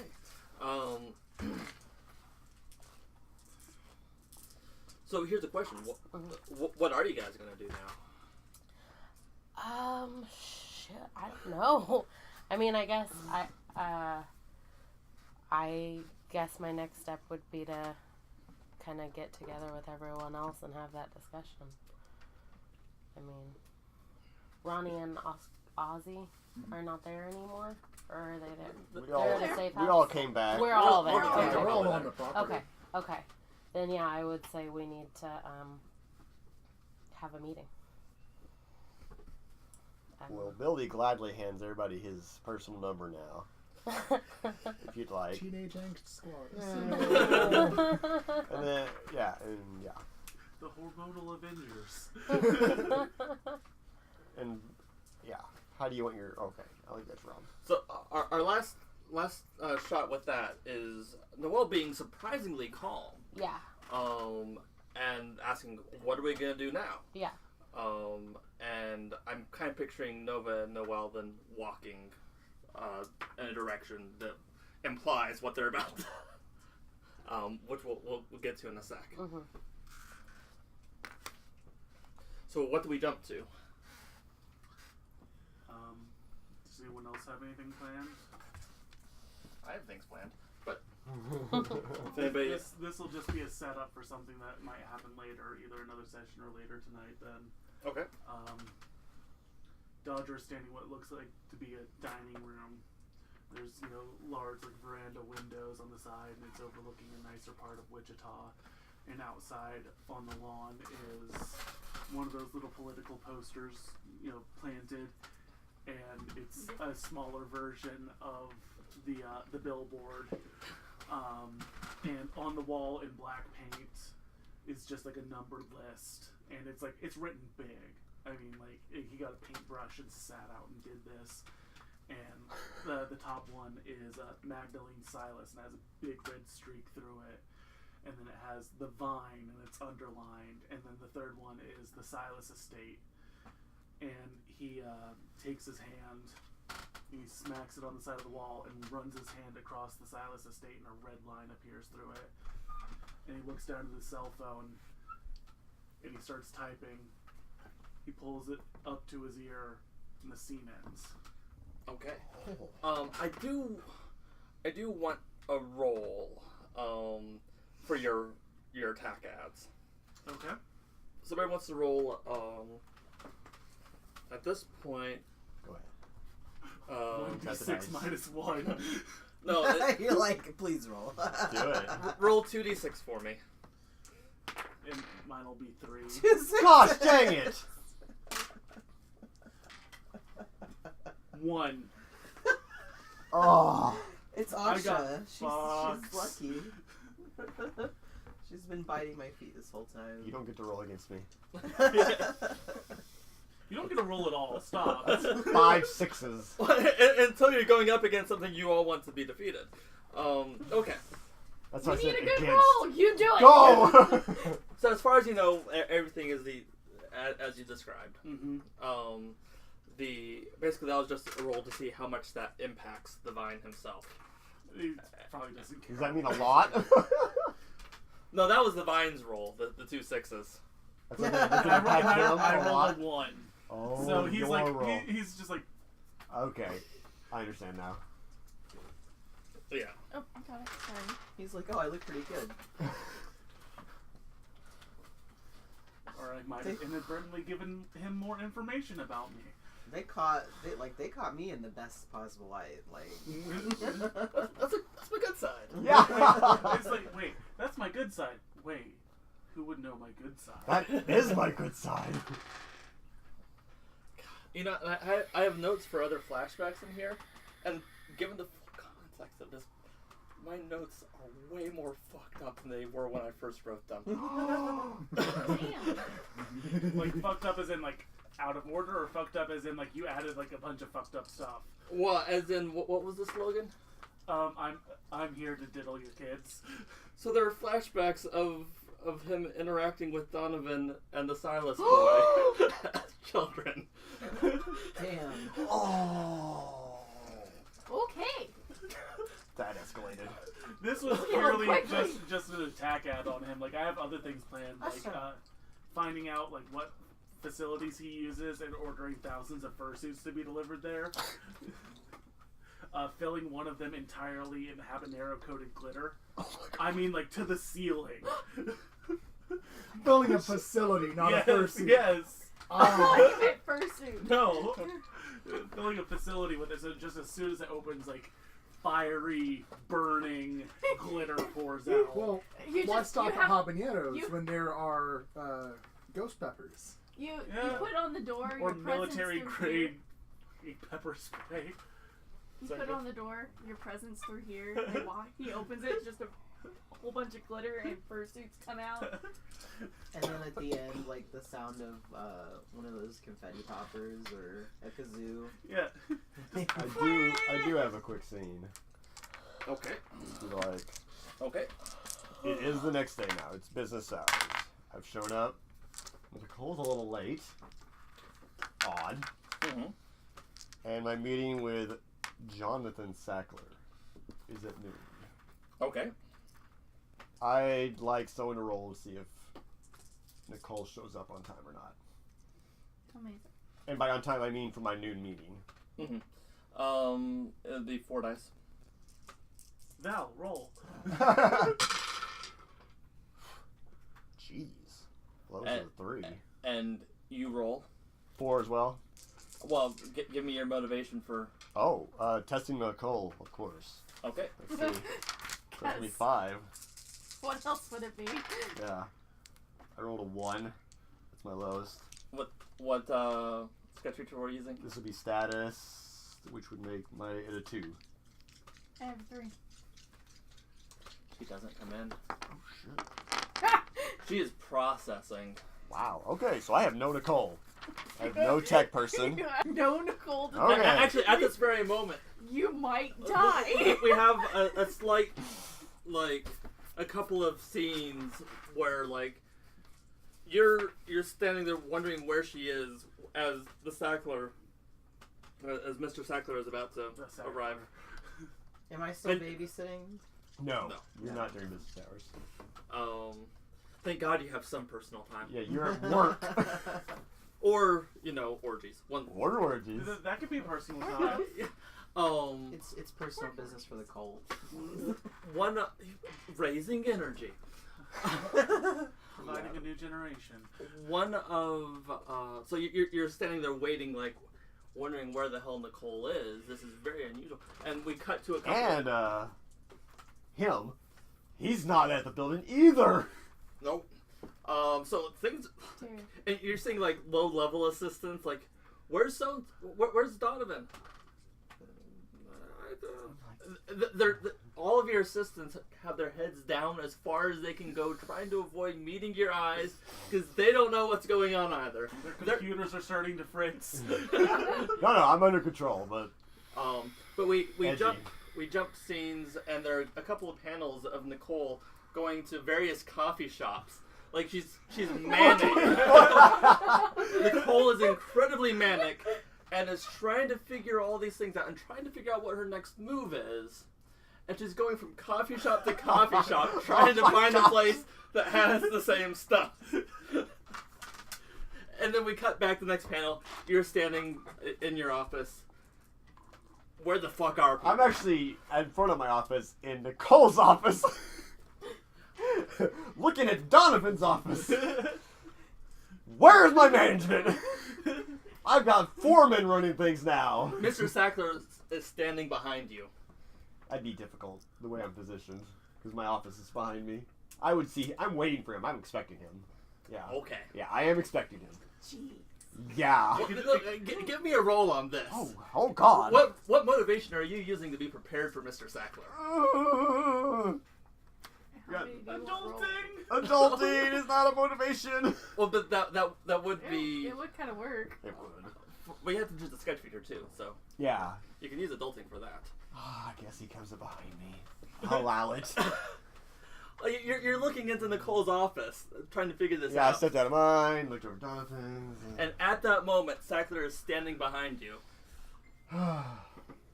You're behind me, aren't you? How you doing, old buddy? Are you guys old buddies? Yeah, we are. Okay. Yeah, he helped start the business.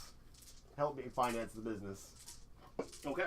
Yeah. Was he your buddy or your loan shark? Not a loan shark. I had income, but he helped provide the reason for shipping, and then I broadcast it out. And So you ship a lot of medicine and stuff. yeah, sure do. Okay. So he had money. I was smart. I made friends with someone with money. I made my own money, and then now we're cooperative. So Sackler is a little perturbed because he's got a lot of stuff that he's doing, and it's He called the meeting. okay. He's coming to ask. He knows I'm powered, so he's coming to ask me about his son. That's what the meeting's about. Okay. All right. So you tell me. Yeah. What's going on? That's what it is. It's like, yeah, that's what I'm asking him. Like, all right, let's go in the office. I'm really surprised you're in town and all this. And that's when he's going to be like, letting me know. He's like, he's going to tell me what I know. Like, he's like, the same thing where I'm like, things are happening. Now my son is missing. I know you're powered and you have connections. What can you tell me? And I'm going to tell him, well, I've heard what's happened. My little birds have told me a little bit of happenings. And as soon as I find Nicole, I can see what else we can do. But yes, I'm going to offer my assistance saying, yes, if you need a powered individual, I'm there for you. Because he Okay. knows I am a very powered individual. Okay. I think it's more like he's reaffirming alliances. that's the angle that you're going for. With. Yes. Okay.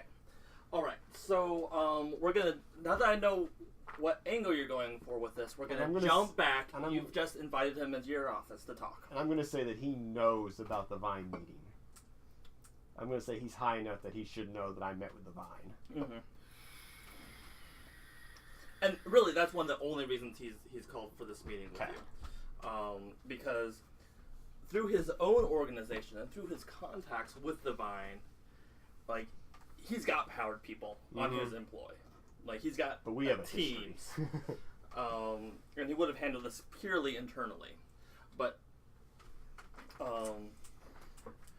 as you open the door to invite him in, he walks in, and as he enters the room, he waits until the door is closed, and then, you know, that presence that, like, really confident people have, it just kind of doesn't evaporate. It's not that quick, it's not that dramatic, but he kind of slumps into the chair as you're walking around. And the first thing that he says is, I know that you've met the Vine. I know that you're working with him. I don't trust the guy myself. But you and I have history. He's got people on this, but I want you on this too. I need you to find my son. That's doable. I have resources. Okay, let's make this a roll. Alright. What are we rolling? Basically, the contest here is whether you're searching for his son on your terms, on his terms. Oh. So somebody give me 3d6 minus I'll admit, 1. I kind of want to do it on his terms. Okay. I mean, I'm going to use old buddy favors and say, how far do you want me to go? Because you just said the Vine is involved, and I have a sort of arbitrist with them right now. Armistice. Yes, thank you. We're an arbalist. It's like, if your son is involved and against the Vine, my actions could alter that. So, you come first, then the Vine. If you ask me to break this, I'll consider it. If you ask me not to and keep it on the down low, I'll do that. He's pausing and he's thinking. Eventually, he's able to, like, let out that, like,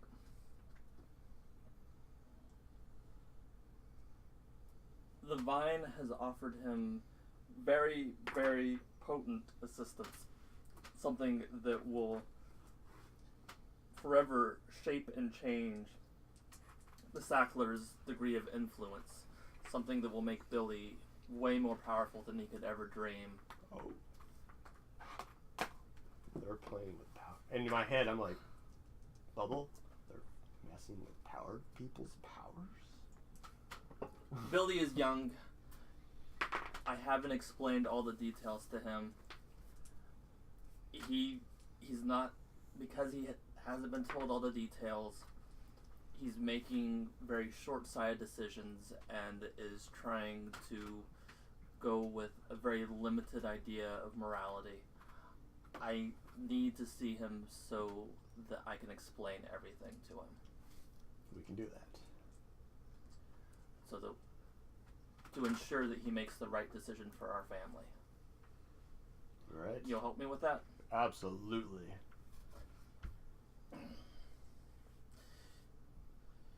He's my son. I know that being gentle is not your forte, but I'll be gentle. as much as is reasonable. Agreed. He's young. He can heal. What I have to ask, what can your kid do? I haven't seen him since he was that tall. I'm seriously gonna do the old buddy thing. I haven't seen him since he was that tall. What can he do? What was his powers? It was Teleportation and force fields. And force fields. Yeah. Okay. Billy's father knows that. Yeah. So he tells Mag teleportation and force fields. Oh, so this will be easy. How skilled is he? He doesn't know that I know. He has not actually been trained. Okay. All right. I'm not even sure the degree to which he's aware of it. All right. Though, given his latest escapades, I think that he's Getting a feel for it. Yeah. He'll be rough around the edges, but. Oh, good. All right. Experience. Dealing with an amateur. Yeah. Yeah.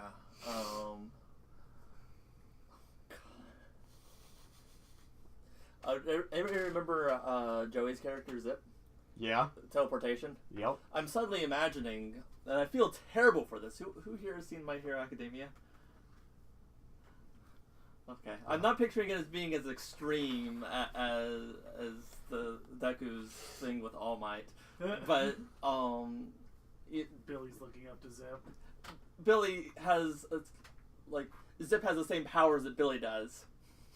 Okay. So there's a little bit of, if not outright idolatry, there's a little bit of, looking up to a hero out there with the same abilities. I don't know if Billy would do that, but okay. And maybe when he was younger. Oh, maybe, yeah. Because Billy looks up to his father a lot, because he's 18 now. Or no, I said 17. So he's 17. He's really looking up to his father right now. This might have been, when he's 8 or 9 or something like that. Alright. Yeah. I just had the image of what's going to happen when Mag turns up at Uncle Shatner's ranch. I'm going to say that's not going to happen. That's not happening. I don't know. I kind of like that. His little birds don't know about Uncle Shatner. Uncle Shatner knows about him, though. He does. It's not a two-way street. Yeah. I like to think that Uncle Shatner is really, really low-key powered. He doesn't have powers with a capital P. He's just got minor, really slight powers. He doesn't really have to sleep. So a backstory that I'll put on the table. The photo that had the knife in it was not Divine. The photo that had the knife in it was Matchbox. Yeah. Yes. They were on a security team back in the day. Low key powered is totally in line with that. They were an early alpha test, just a little sprinkle of power.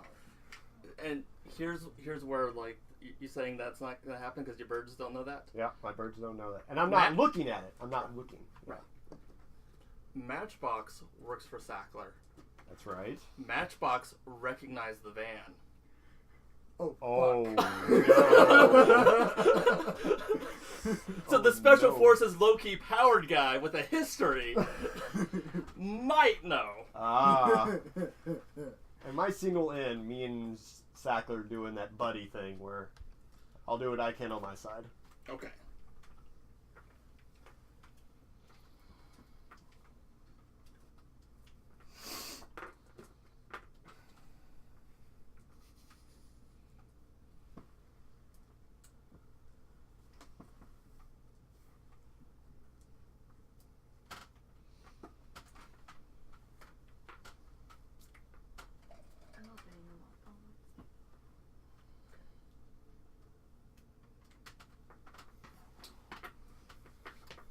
Keeping my mouth shut. We start out in one of the offices in the South Main facility, the school that's just a couple blocks that we described as being where they had set up counseling.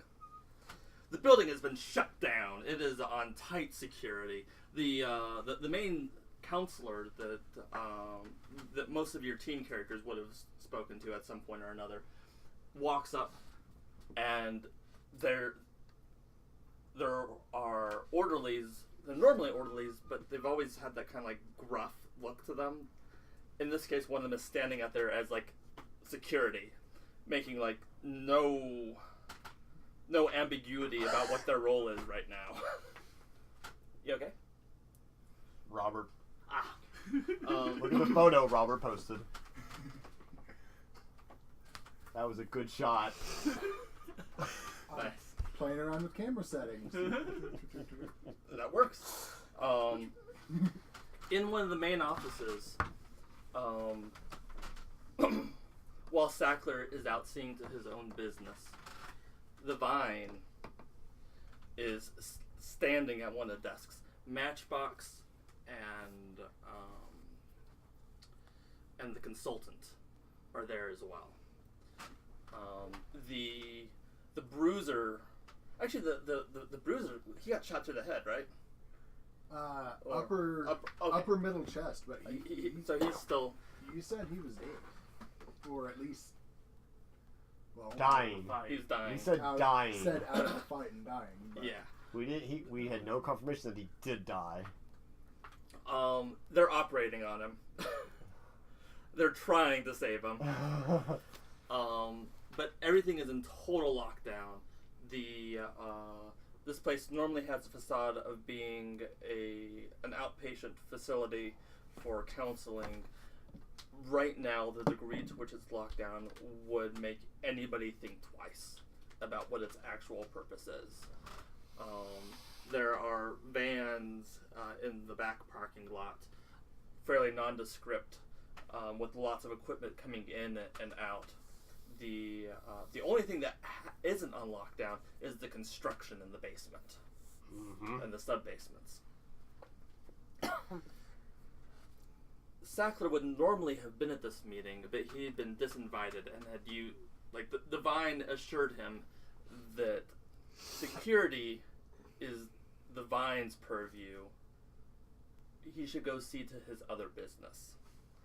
The Vine is going to take care of this, which Sackler was not entirely comfortable with. But so the Vine is standing there with the consultant and with Matchbox, and they're explaining to him, Matchbox in particular, because he's the security specialist. He's explaining the current status of everything. And the first thing, like the highest security risk that they're dealing with right now is that, yes, at the camp, the powered youth known as Neo did escape. No, they have not been able to track him down yet. But they are keeping an eye for any reports of unusual behavior in the civilian population. And while they haven't gotten any pings for live events, they have found instances of people with their heads bashed in that look like they were self-inflicted wounds. It's only a matter of time before they're able to narrow in and find this poorly coordinated, short-sighted youth and his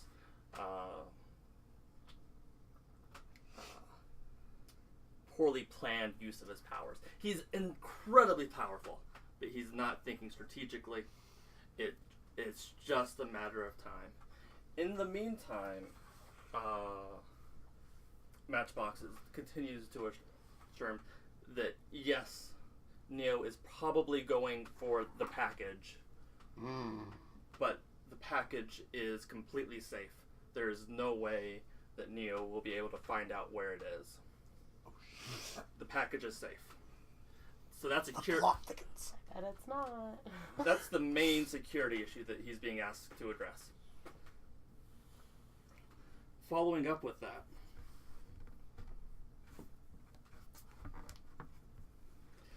so as he's explaining that the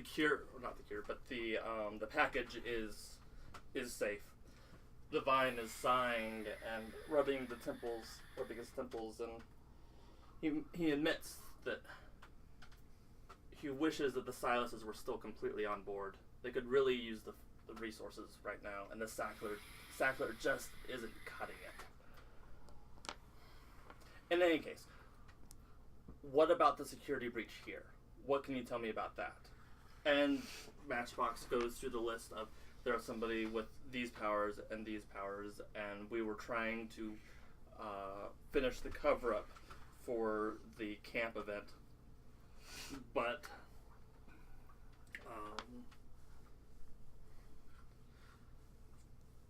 several of the parents that they had brought in to what's the phrase I'm looking for? Dispose of? Re-educate. Yeah, re-educate. And with that, the consultant just stands there nodding. the powered youth, who they very strongly believe had been the ones who had escaped from the youth camp. They got them. At present, they have no leads on where they might have gone. The Vine looks very intently. No leads at all? To which Matchbox, we're doing everything we can. We will find them. But at present, we've got nothing. Insane. Matchbox. Okay. He went Following secret up- squirrel. Following up on that phone call, Mm-hmm. this scene might be a little bit longer Okay. and a little bit more involved, but it starts out with Donovan actually driving a car, and he's going east on 254 towards the plant house. Okay. And it's showing him kind of, like leaning, and there's music playing on the radio indistinctly, and then it cuts to a panel of the phone call, or actually it cuts to a panel of a couple different cell phones and a banana. And Banana phone. this will make sense. I've thought about this. And it's Boomstick's phone, Angel's phone, and a banana in Mag's house.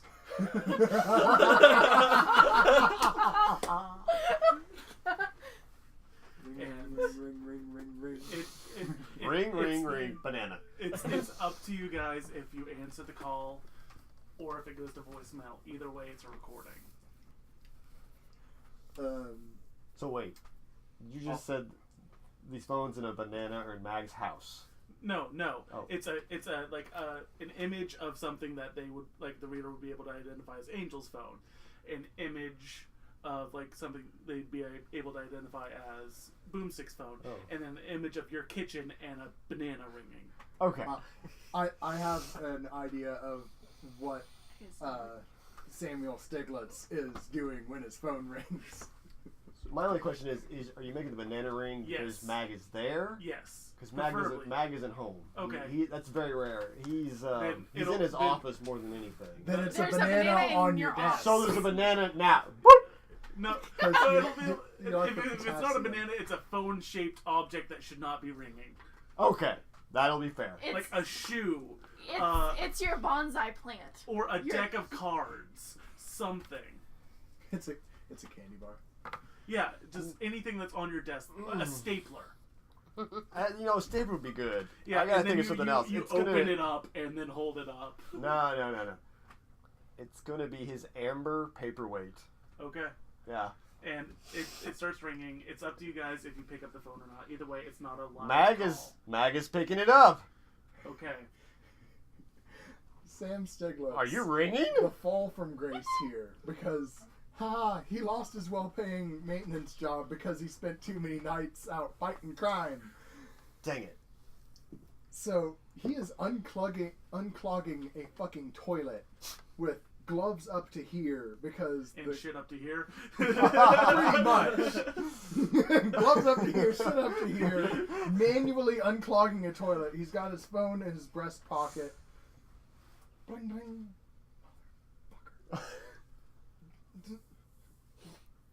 Careful. Oh no, that was so much worse. He very carefully removes the glove, phone. The imagery is pretty The number is 0000000. And normally, he wouldn't answer a call from anybody that he doesn't have in his phone. But he's out of work and taking small jobs. He literally has an ad on Craigslist right now. Not that type of ad.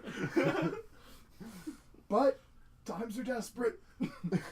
Good with hands. Willing to deal with shit.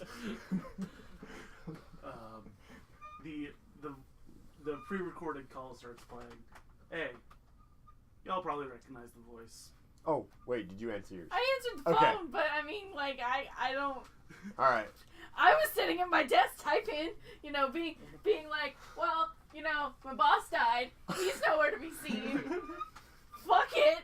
The window's still broken. The window. What? No, I just see 3 little bullet holes. I thought he fell out the window. Did he fall out the window? He did. Okay, he fell out the window. The I'm just window like, was open and he went, whoop.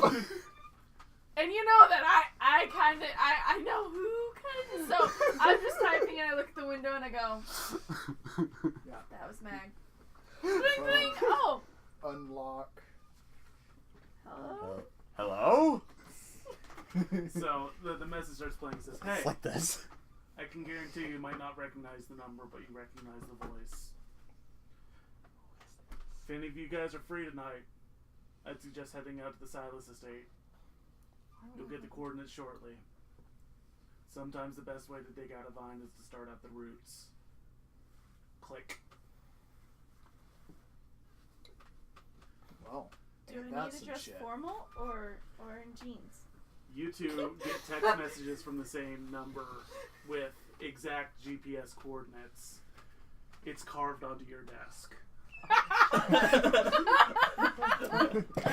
This was good wood. Oh. It cuts to You can't put this Donovan out. pulling onto a side road that isn't even really a road. It's more of a cow trail, a glorified cow trail, coming up the back. And there's a massive, crooked, wooded field in front of him. He kills the lights. He steps out of the car. He grips his hand.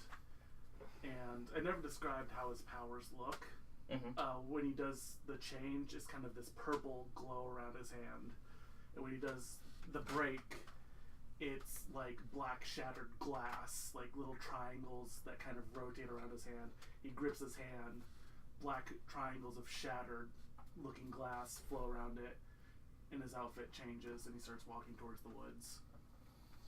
Okay. And scene.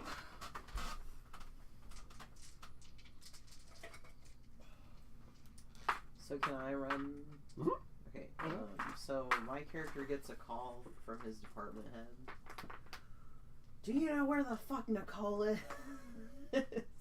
She hasn't been at work and she hasn't called in.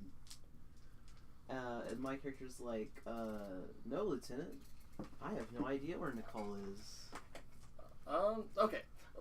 Would that work? Nicole works for Mag, For who's a me. private business. Oh, Private. private. He's a I thought trucking she was. business. She's not a cop. Oh, I thought she Yeah, was. no. No.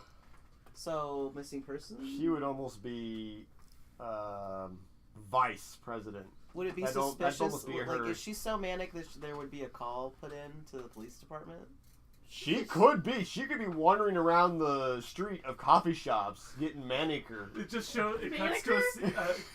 I threw that out her there. passenger That's not a seat word. That's littered Getting with a coffee manicure. cups. Getting a manicure. So how about I run with the idea that I got a call to go investigate a suspicious person? Okay. She's a little You just deranged. find Nicole like, Coffee I just demon. needed coffee. I just needed some coffee. Why does anybody have to write coffee? I can't find it anywhere. And why doesn't my iPad work? Like it's perma-fried, like, because she's been banging on it. So I've got a beat cop who calls me and is like, Sarge, you might want to come down here. I've got a lady who's, I can't talk her down. I don't think I want to arrest her, but she seems like she's seen some She's shit. dressed well, but she's crazy. Yeah. Is she white? She is white. She's white, she's nuts, I don't want to arrest her. So, She's making the other rich white people nervous. yeah. So I'm like, whatever. So I head down there, and I come on the scene. Okay. So where this is, the way I'm picturing it is that Nicole has gone from coffee shop to coffee shop to coffee shop, and didn't find what she was looking for. She has now ended up in a park. Okay. Um, OJ Watson Park or Riverside Park? Riverside would be closer to downtown where the good Yeah, coffee that would be the shops closest thing. Okay, yeah, let's go with one of the rivers. She's sitting on one of the swings. No. What do you call the little out thing? It's just all it is a paved thing with a canopy over it. What's that called? There's a name for that. Gazebo. Yeah, there's a gazebo at Riverside. That's where she's at. She's sitting at the gazebo. No. Near Riverside, or in Riverside, not far from one of the frisbee golf, there is an artificial ledge of rocks overlooking a relatively shallow pool of water. It's not very far from the witch's cabin and the spiral stonework. You know what I'm talking about, right? Okay. The reason I bring that up is Nicole has been sitting at the top of that ledge now for like 7 or 8 hours. Oh. The thing that's drawn attention is not that she's like manically going back and forth or behaving in some sort of erratic way. She's just sitting there, staring, not moving. Catatonic. Almost catatonic, yeah. At her broken iPad. There's a fingerprint that's busted into the glass. I'm not making her that far gone. Yeah, just staring. Nicole's thing is competence. So, like, the iPad is there, but Yeah. she's not doing the man. No, it's just... She's just mentally, like, sewing together the fractured reality. She already had a context for metaphysics, and she'd already been researching, but this was, and she knew that you were powered. She knew that powered things existed, but this one was the most direct personal experience that she had ever had with this thing. And it's just, emotionally, she's in shock. One of the things that is noteworthy about that particular location is that there have been people who have broken their necks falling from the ledge, suicide style. So that, it hasn't happened in a while, but like when my mom was a teenager, like that was something that had happened. So older cops would recognize it. Right. And so this person sitting there staring for 6, 7, 8 hours has drawn some attention. And again, it's not the kind of thing that, like, there are cops that are trained to talk people down and stuff like that. It's not an arrest situation. She hasn't broken any laws, but people are getting nervous. Right, and people have gone into the park and seen her and come out of the park and seen her. And if 2 or 3 people had called, but enough people have noticed it that it's become an issue. So you get the call about this. And a head downer. And my cops are like kind of standing, because the rookie cops don't want to ignite the situation. She's not responding to them at all. They're not going to pursue it any further or try to agitate her. So I'm a trained negotiator. I walk up and I sit down next to her on the ledge. Oh, you'd be a very good negotiator, wouldn't you? I take off my shoes. I light up a smoke. I would note that given that you're working with Derek Hawes, aka Mag, you probably recognize her as a star employee. Yeah. So I say, "How's it going?" Not expecting her to answer. Give me a roll. What motivation are you using? To obtain. Okay, so you're trying to obtain information from her? Yeah. And you are using your power, or what sketch feature are you using? I'm gonna use... Or you could go with status again. Yeah, I could use status. Okay. And Doug, roll 46 minus 1. Okay, and go ahead and roll for me. How many? 3? You've got 1 for argument and 2 for your motivation, so 3. Oh, did one? No, it's right here. There's a 3. And you drop the lowest? 3. So 3. And you win that round. Okay. Yeah. Yeah. So, how are you wanting her to respond to this? I just want her to kind of debrief, to kind of decompress how she's feeling. Well, I'm gonna say First. she does acknowledge. Like, you snap her out of it. She acknowledges. She's just like, it's going everywhere. And nowhere. Do you want to talk about what happened? My iPad stopped working. The battery died. I need my iPad. It has all my research. What kind of research? Just important. I need it. You don't understand what the last 24 hours have been. I like to think you pull it, reach into your pocket, and you've got Yeah. one of those little portable batteries and a lightning cable. This help? I'd like to think you pull out first your broken phone. Nope. I've already gotten a new phone by now from the department. Mag compensated and you. from my- Okay, just so you know, Mag wrote you a check. Like, I should have broke the phone. It's my bad. It's My bad. It's got an MLP case on it. So I'm kind of like, wow, this lady's a little bit touched. She smells like coffee and like she hasn't showered in a minute. But you know, I'm smelling cigarette smoke and probably some pipe smoke. Like, I've got a serious smoking problem at this point. Like, I'm sick and tired of everything that's going on in my life. To babysit crazy people with superpowers. Derek Nicole. So I just kind of give her a sideways glance, and I'm like, is there something I can do to help you in this scenario? Are you gonna kill yourself? Because a lot of people think you're about to kill yourself. What? You people are crazy. Do you know how? You see me? Would And I never give her do like, that. I give her elevator eyes, and I'm like, yeah, I see ya. Do you know how long you've been up here? 5 minutes? Try 7 hours. But my iPad's broken, so I But didn't my have a iPad's clock. broken. I don't have any. Oh my gosh. So I reach. I'm late for work. Your boss is a dick anyway. You've met me. Take a big drag. Obviously, you've met. Saying it, You and have. smoke comes out of his You've mouth. met him. You have met Mr. Hostin. Yes. So I just look up instead of down because I'm really not a big fan of heights. I'm just looking up at the sky, the moon, the stars, smoking my cigarette. Very noir moment for me. And I ask her point blank. I say, "What kind of research is so important that you're in a catatonic state on top of a cliffside?" That was my research. I just said I'd been a rough 24 hours. You said that you lost access to your research. Oh shoot. Then she's gonna play it off.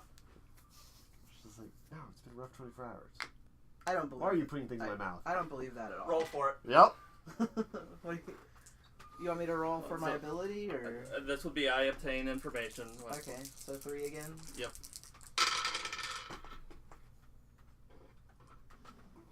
It's still 2. Or no matter what, 2.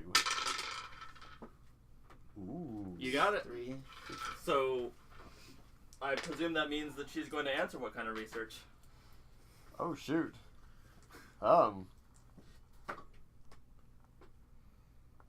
She's still not gonna say the cult. She's gonna say the pirate situation. There we go. The pirate situation and crime influence of this town. Honest, without too much detail. There's been a huge increase in crime and a huge increase of powered people being found and the recent reporting of names that hit the news. And while he That hasn't happened yet. Oh, it hasn't? No. Sorry.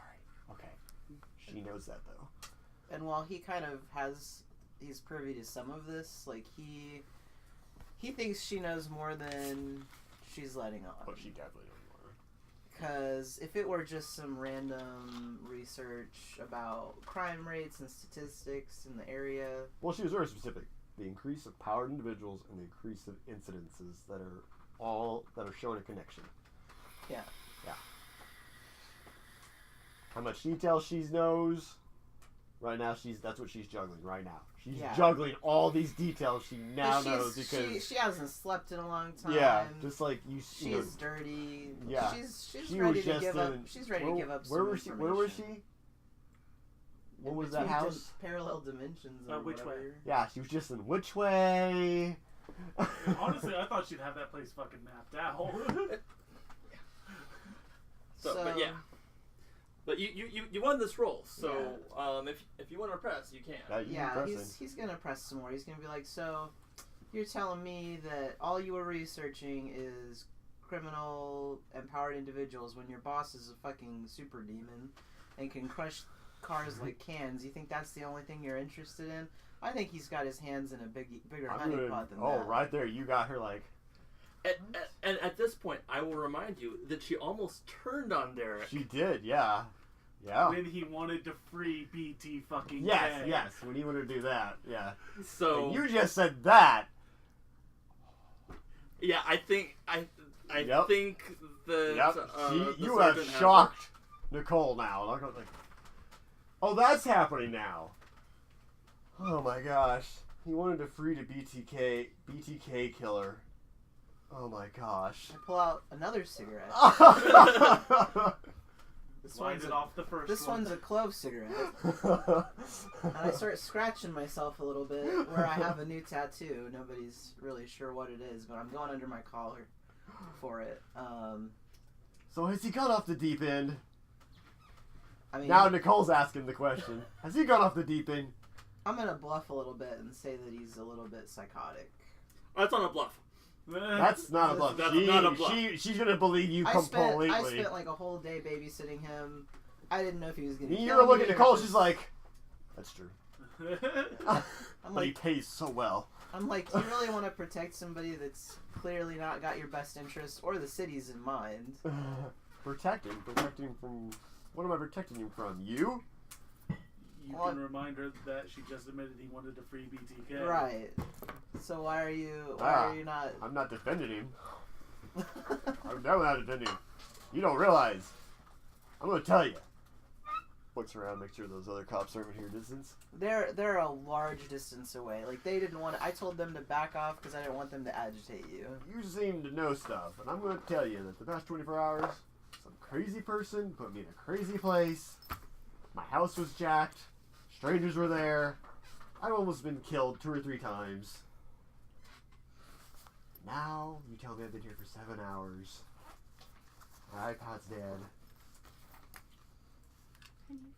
I need to go home, but I can't go home because my house is a wreck. You just told me my boss is going crazy with his powers. And I will throw in there that Nicole probably gives just enough details in terms of like the house being wrecked that you would recognize the work of his name is Deuce, but we've been referring to him affectionately as the Douche, he was a demonically possessed college student. Okay. And she's like, with a tattoo that says douche. oh, you know him. In Rainbow. Well, he wasn't there when I got back. And I assume he was after my research on powered individuals and the latest occults. The background note with this is that the Douche was trying to take out the Vine. Right. So if you're employed by the Vine, the Douche would have been on the most wanted list for. Okay. You would be aware of him. Okay.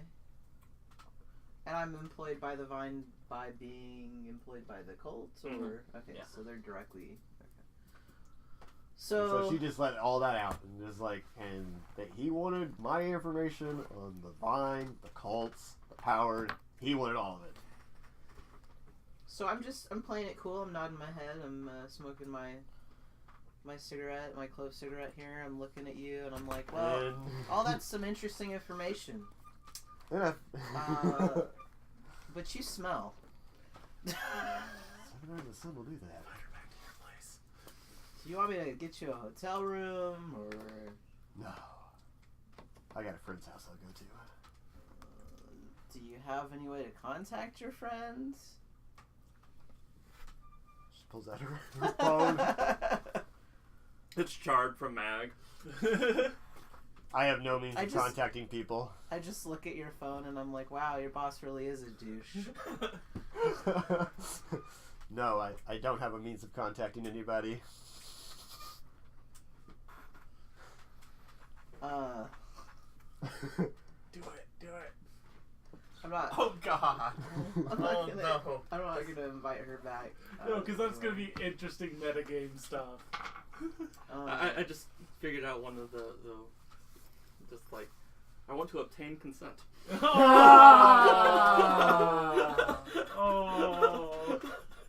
Sorry. I'm like, I don't really think it would be a great idea to go anywhere where people might know where you're gonna be. So,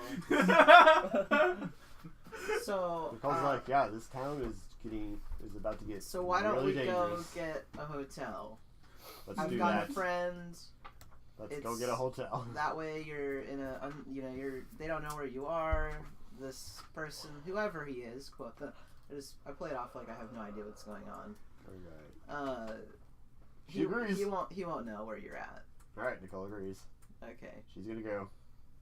So they go book a hotel room somewhere. Some skeezy hotel. Okay. That scene is going to end with Yeah. Nicole agreeing. Mm-hmm.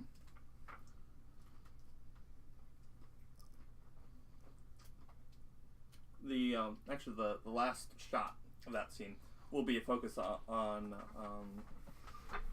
the sergeant. What kind of look is the sergeant giving the camera? Pensive. He's trying to play off that he's not concerned about any of this. But he knows that if it was found out that he had information about somebody going after the vine and he didn't report it, he'd get his ass ripped. What he should be doing is just handing her over to his occult affiliates to be tortured and whatnot. But he's not really into the whole torture scene. That's funny. That is funny. He wants her to just give her the information of her own volition because he knows that torture is an unreliable means of gathering information. Oh, yeah, that's true. Whereas your superpower is influence. So Very good. Do we have enough time left to follow up on the Silas Estate situation?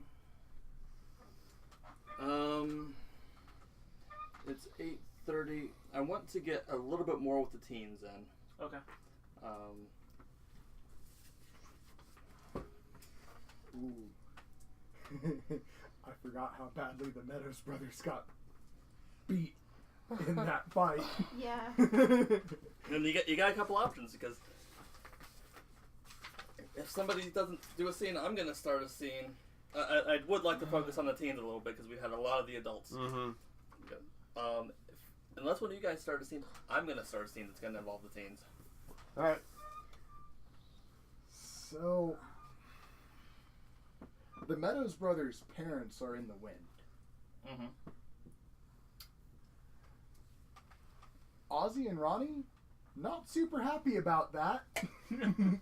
To kind of put it lightly, they kind of have this opinion that, well, our parents need parents. Uncle Shatner, where the fuck did they go? Okay. Uncle Shatner, as Ozzy Is goes. that 45? That's 4 and 5. Okay, I thought your confidence was That at is a 45. 1 scribbled out and a 5 beside it. Okay. Okay, I thought it was a 15. I'm like, we didn't do it that badly. Might as well have. Yeah, true.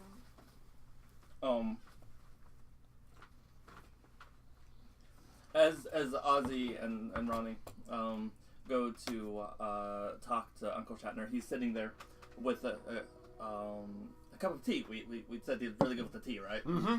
Yeah, he's drinking a cup of tea and looking at the board. And in particular, you can tell that he's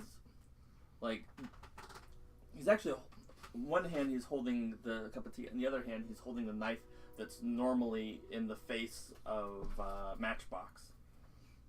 And as you approach him, before he acknowledges that you're there, he takes the knife. It's a very poorly balanced knife, actually, and just hits it directly, regardless of the balance of the knife. You walk up to him and ask where your parents are? Yeah. Okay, give me a roll. Somebody give me a 3d6 minus 1. Oh.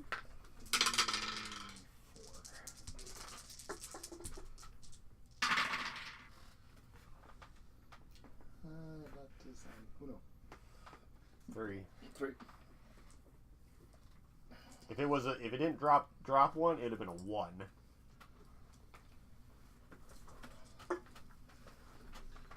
Kitty loves me. Right? She's right there. Well, boys, assuming they actually followed instructions this time,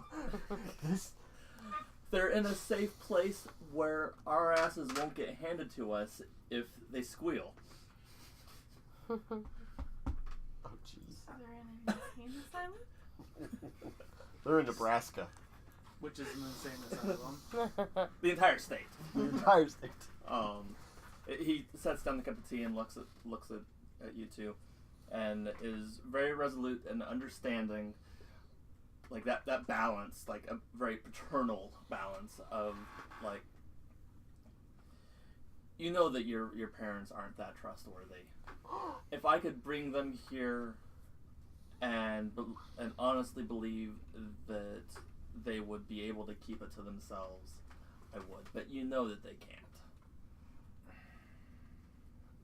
They're safe. They're in a place where people won't look for them. It'll be okay. It's gonna work out. He takes a drink of tea. Ozzy, his stutter gets the best of him, and Ronnie pops up, chimes in. I know that they can't be trusted, but we can be. Could you just let us know where they are? He looks up from his tea.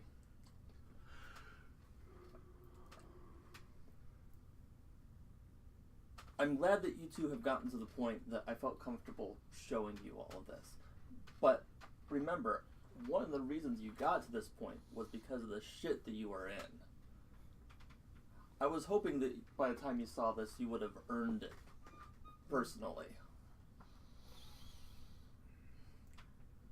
I trust you boys because you're in the shit now, but I'm not going to show you all the cards. Ronnie kind of visibly shrinks a size or two. Damn. Do you want some Yes, aloe sir. with that bird? Right? Like, almost in unison, Ozzy and Ronnie both, yes, sir. And with that, he invites you guys to come to the gun range and watch the next round of studies with his new student. And you get the simultaneous, the fuck? We want to shoot guns too? And before, though, Billy walks up. You know, he overheard that and was like, that was rough. Billy goes up to Uncle Shatner. I have a proposition. He's not drinking. He's not setting the cup down. But he's a little bit tired. He saw one of his, like, old nemesis. And he's already, like, provided support for you guys on a covert mission. He's really wishing that cup was rum. Oh, no, he has the rum. He's intentionally not put it in there. It just looks like tea. It's actually rum. Okay. Well, you saved our lives, and there's something I can tell you. In that building, in the basement, there's a secondary elevator that goes down further, 2 floors labeled Vine B1, Vine B2. I don't know what the second one is, but the first one is an open corridor with quite large pads, strategically placed with very odd light fixtures around it. And even though I'm just figuring out, I've known my powers, I've been testing the limits lately.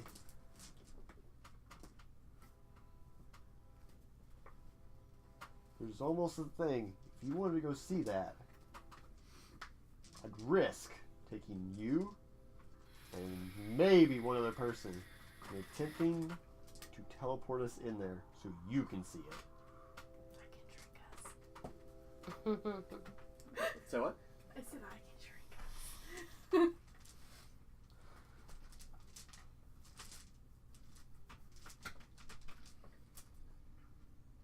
The only thing is, we'd have to leave the compound and decide who comes and who doesn't. Give me a roll on that. Ooh. Somebody give me 3d6 minus 1.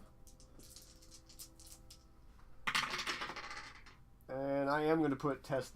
I am going to put test my powers. 5, 5, 5. I'm going to. 5, 5, 5, 5, 6. 6. Oh, 5, I 5, don't even 6. bother rolling. Go ahead and roll. Oh my gosh. Nope. No. Stop it.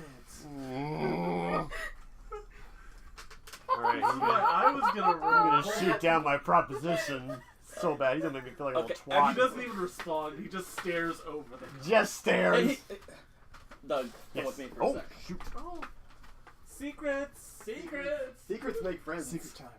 I can see why we needed to set aside. We had to do sidebar. Okay. That was necessary. And so actually, I believe,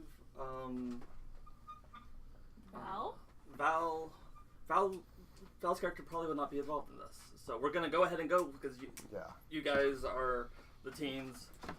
Okay. Also, Use my great big Hitachi. Since That's probably a little since rough. Philly lost, what is Uncle It's just Shatner's starting out of a response? low setting. okay, so I'm gonna get to that. Okay. I didn't realize my dog's photobombing. Okay, so like I was describing, Shatner is And I'll for everybody else, I'll make the one correction. Billy is asking Uncle Shatner if he's willing to risk teleporting from the compound to that basement. like directly. And since he lost the roll, that's where we're at. Okay. I did not convince Uncle Shatner. Yeah, I figured. Yeah. Okay. Like So that means you're gonna do it anyway. when we last left off, before Doug and I sidebarred, Uncle Shatner was holding his cup of tea, listening to Billy's request, not drinking, not setting it down, just having a melodramatic pause. He takes an exasperated breath as he sets the tea down, not even saying a word as he sighs at the sheer trying a power that much and then way beyond the pale to try to go that far. If you need to do dry runs in safe environments, but he's not saying that. He's just sitting down and sighing. As he does, the alarm goes off. The perimeter alarm. Oh shit. I would imagine his is more like there's a light, no sound, because he won. I can imagine that's what it'd be like. His Everybody in watch the hole. buzzes. Yeah, it's like, he probably has like this neato watch. Beep, beep. James Bond watch. Yeah. Oh. No, I mean, if we're going for that kind of thing, like, I don't know, it could be any number of. Yeah. Anything fun. He gets tased. Well, like, if he has a watch, it could be like not buzzing, but like just pressure. Mm-hmm. But we're gonna go with something more A visual. pneumatic needle shoving into his wrist. Straight adrenaline. Performance enhancement. That whatever drug that fucking Matchbox took. Yeah. Oh. They both would have that. Kind of. Maybe. All right, we've shot you some ideas. Go. Okay. So yeah, but lights start, like a red light starts blinking. And I'm gonna go ahead and say all the teens are there. Yeah, I know Billy's there. Boys are there. The girls are there. There are screens over in the corner. Like monitoring the facility. With the alarm going off and movement being detected, it's focusing on the cameras that have picked up the trespasser. Or in this case, trespassers. There are two people walking. They've parked their car and they're walking up the gravel drive. They're not trying to hide. They're not being obscure about it. They're just walking. And they seem to be walking with the awareness that they're being watched. Mm-hmm. And at least one of them is not only walking like he knows he's being watched. He's like everything in his body posture seems to be this, except stoic. The degree to which he is not giving a fuck. Do we recognize the two figures walking up? Your characters, actually, yes, at this point you would. But even if you didn't have personal experience with them, you've seen the photo with the knife in it. It's Alex Jones! Not Alex Jones. We're here to talk to you about some frogs. Yep. No, it's Matchbox. Matchbox is walking up into his known nemesis. With him is another man. How would you describe the other man who's walking next to him? He's got one of those brim hats, and he's also standing very tall and very aware that they're being watched. He acknowledges the FU kind of walk. Fair enough. Is he? I think we described like a trench coat for your character previously. Yep. That has all. Is he like full trench Yep. coat? And remember, this is summer. No mask. This is summer, so walking in with a full trench coat is noteworthy. Oh god, the Goths are coming to us. So yeah, these two men start walking up. Shatner. And it's like Wild West. It's open with black button-up shirt too. It's all black. Is there any metal showing? No. Okay. Shatner reaches into a pocket and starts popping some pills. Motherfucker! Fucking motherfucker, son of a bitch! Pills are spraying out of his mouth. Like one of them will get in. He's not even swallowing, he was just crunching them. Hermione's just kind of inching Vitamins. over towards the little dugout door. You see him go over to like a rifle, deciding not big enough.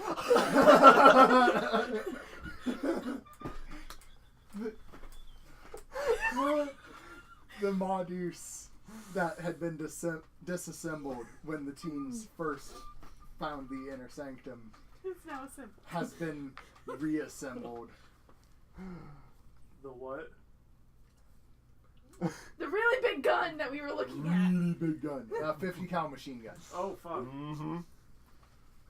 That's a lot of damage. Were anyway.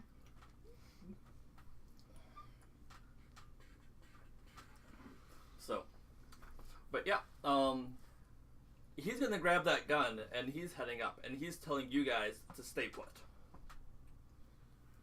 Billy actually resists a little bit. You need help. Okay, make this a roll. Okay.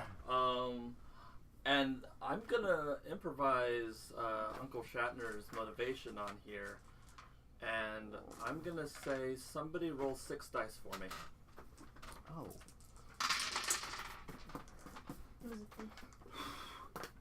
Actually, he's just gonna go straight up to protect. Okay. Yeah. 1. Okay. Go ahead and roll. I don't roll. Oh. 0. Okay. All right. So you're gonna be this teen as Uncle Shatner, this weary vet, is getting the big ass gun. You're able to convince him that he is gonna need help. Yeah. So with the way you're acting, and I don't know what you just took, but you need help. So all of you are up. What's the game plan? Well, Billy's going with him. Grab Like, it. no, and Billy's like, I'll follow your lead, but you gotta explain things to me. This is new.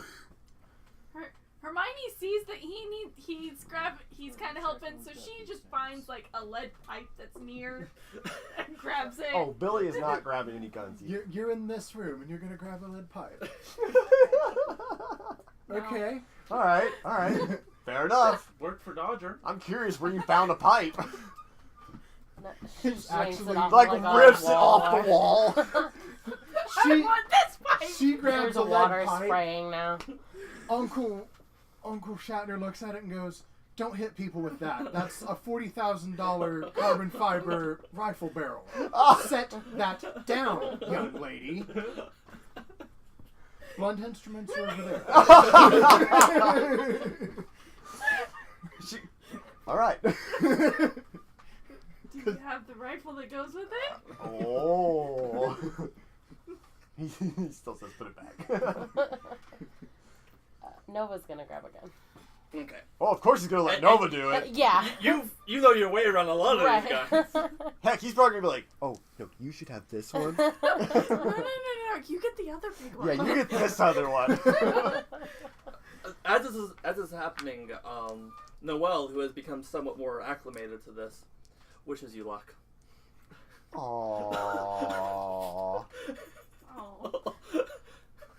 Oh. You can hold the pipe. I'm getting the gun. So that's what she did. She just you hold the pipe just in case I'm getting this gun. Ronnie goes over the gun rack and Uncle Shatner goes, "Ah." He goes over to the bows and arrows and grabs one. Oh. A Nerf. Oh no, it's a hunting compound bow. It's a 100-pound pole. It's a beast of a bow, and he's got broadheads. But Hopefully some of them are carbon fiber. And one thing I want to put out there, Hermione, Yes. as I've been describing all of these flashbacks that Neo has been projecting, I'm gonna say that while you're pushing them so that they're not overwhelming, your character has had a continual feed of each one of these flashbacks. Between your telepathy and his projection, when you were like close enough at the camp, there's kind of a link that was produced there.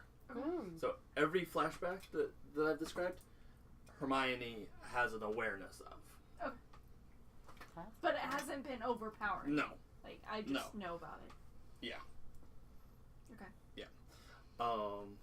Okay. To your surprise,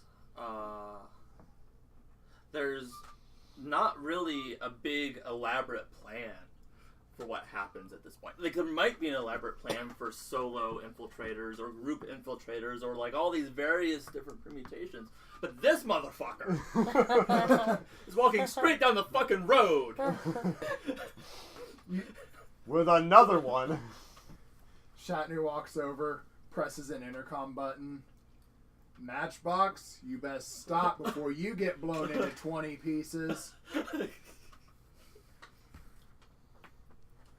Matchbox lifts both arms, showing no obvious large armaments. Nothing big enough to hurt somebody on these pills. And with his arms lifted up,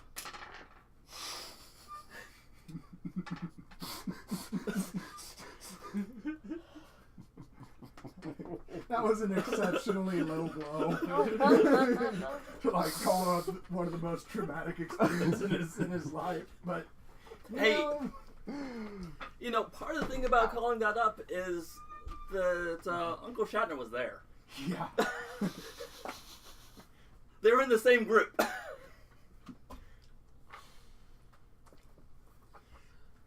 Matchbox says, "I'm here for Billy."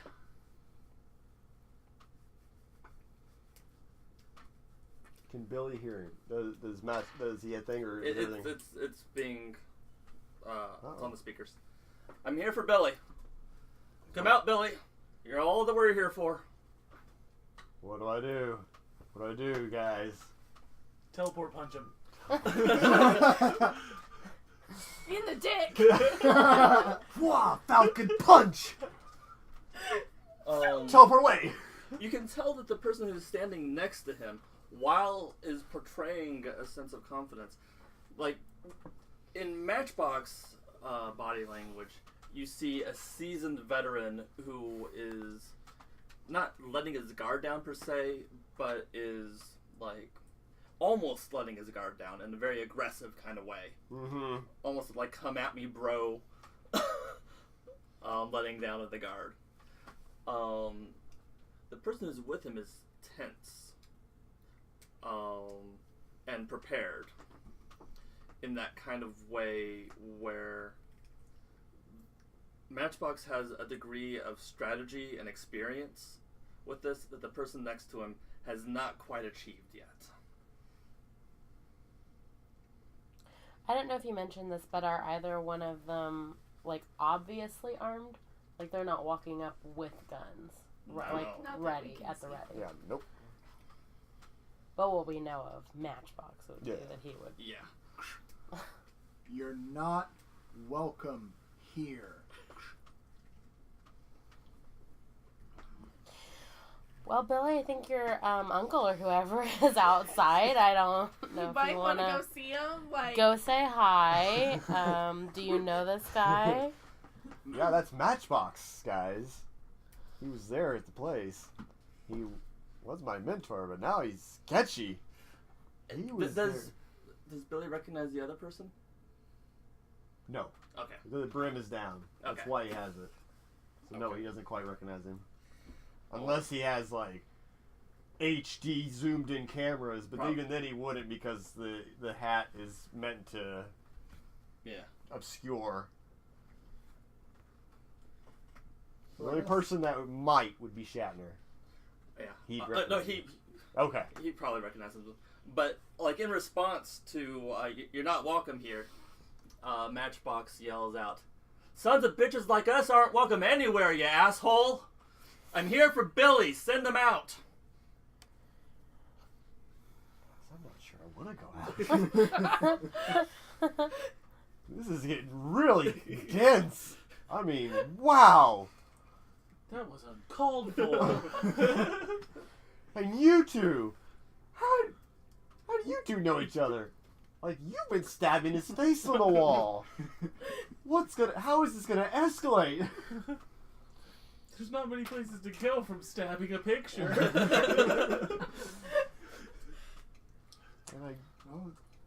And I'm starting to wonder if my father sent them. "If this were a strike, I wouldn't be standing here." To which Uncle Shatner replies, "I know who the asshole next to you is. Don't push it."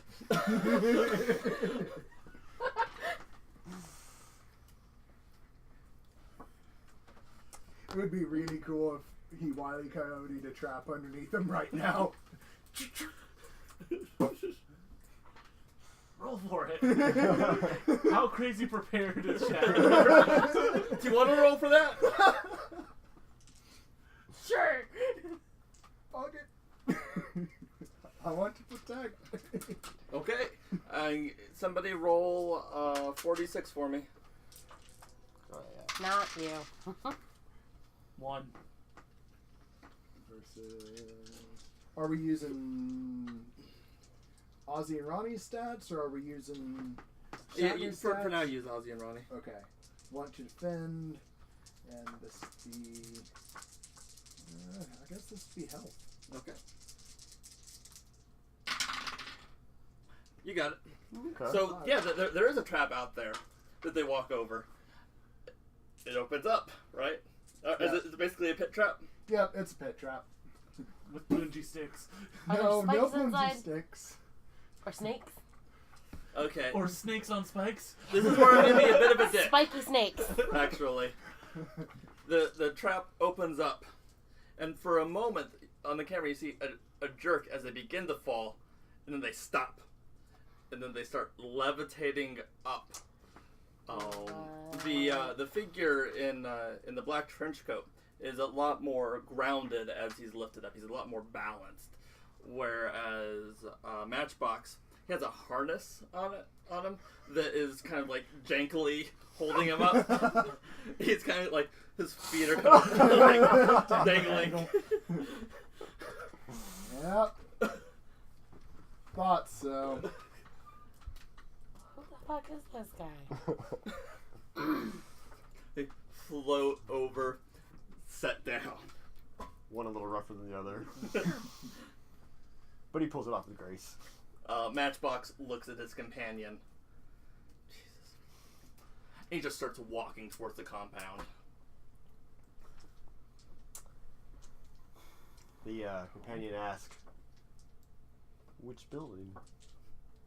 All of them.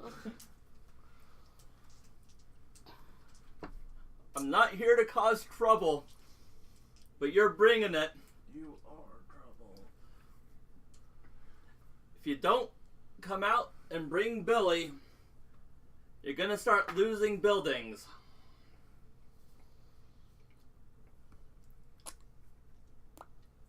You guys want to do?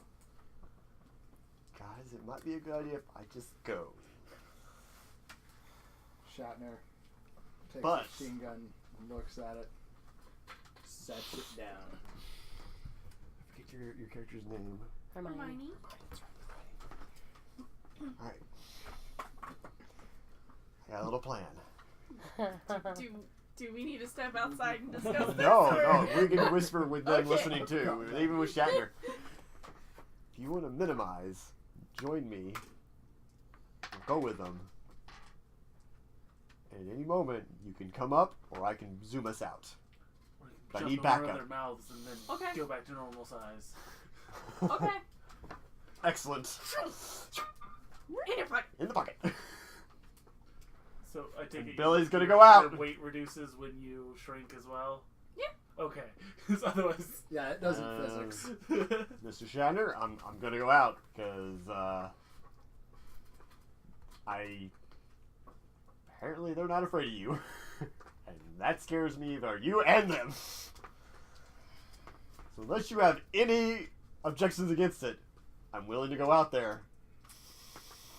You saw me shrink and Oh, yeah. go into. 'Cause we're gonna try a second plan where she shrinks, joins me. We're gonna Is go. anybody else joining?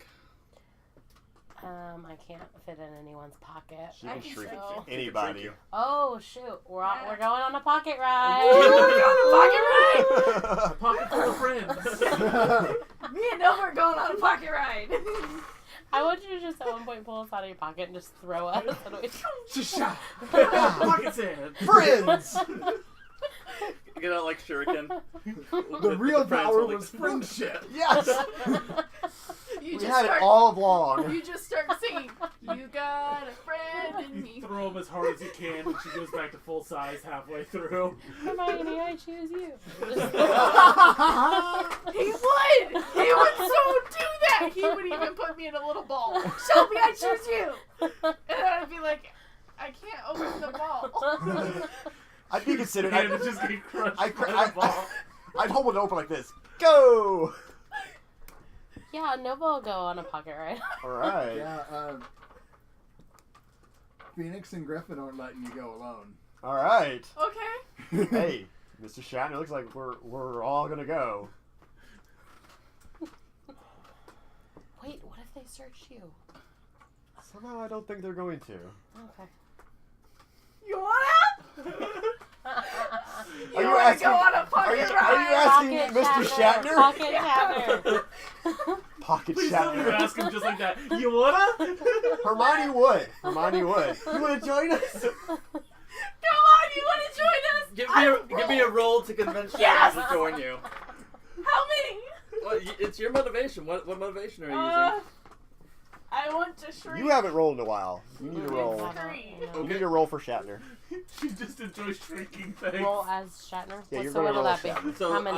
roll 46 minus 1. Me or her? Her. Hey, he got an attunement.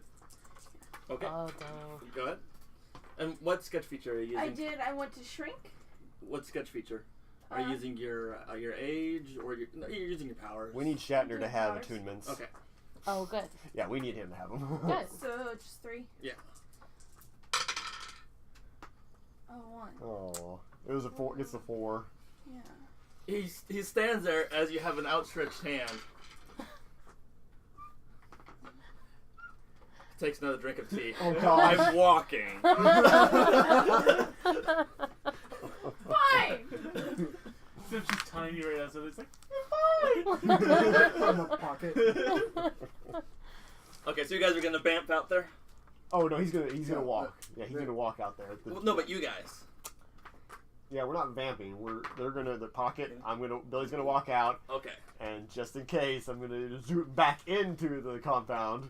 Okay, so I kind of want to see this dynamic because right now we've got Uncle Shatner walking with this big ass gun, and Here's where he's Billy going. Billy Sackler is walking next to him. How is Billy? What's Billy's body language for this? Terrified. And he's not hiding it well right now. Like, normally he can be composed. Not right now. He's just like, he's a little exhilarated, but also terrified. He's also kind of weirded out that there are 5 people in his And there are pocket. 5 people in my pocket. Because I figured Noelle isn't Noelle coming. was Yeah. not. Noelle did not. She's like coming around, but not to the point of No, going on a she's pocket Pocket ride. ride. She's our little cheerleader. so like, She's it's like no you have guy. like one in one pocket, one in the other, and like a couple in the back pockets, or are they all in one pocket? I'm hoping like a you're all bulging okay in the breast pocket. pocket. Yeah, I don't want to. I'm No. picturing Noelle with dogs. Nope. Yeah, and also their dad's still there somewhere Yeah, the resting, parents right? are still So Yeah, all she, the yeah, parents are is there. gonna like chill there too. They're all in the underground bunker part, I Release the think. attack dogs.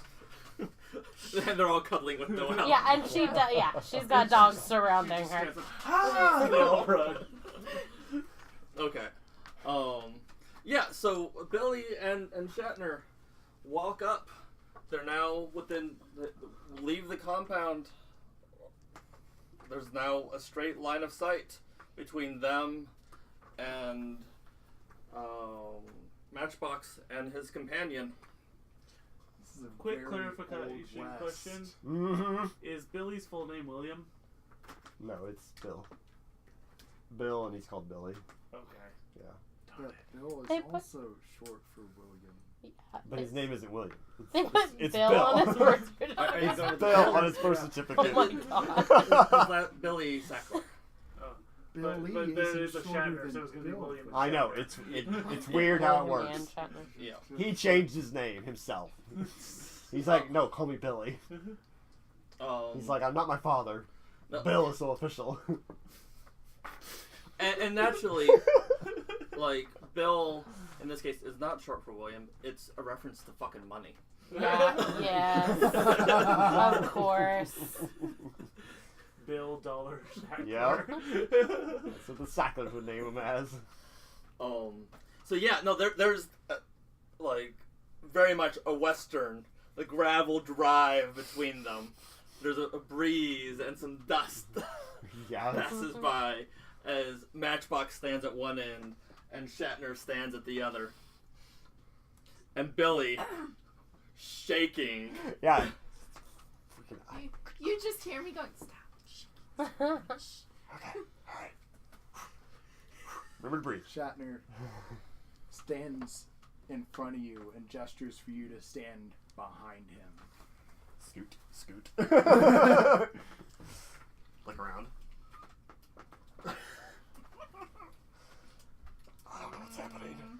father wants his boy, you wouldn't get in the way of a family affair, would you?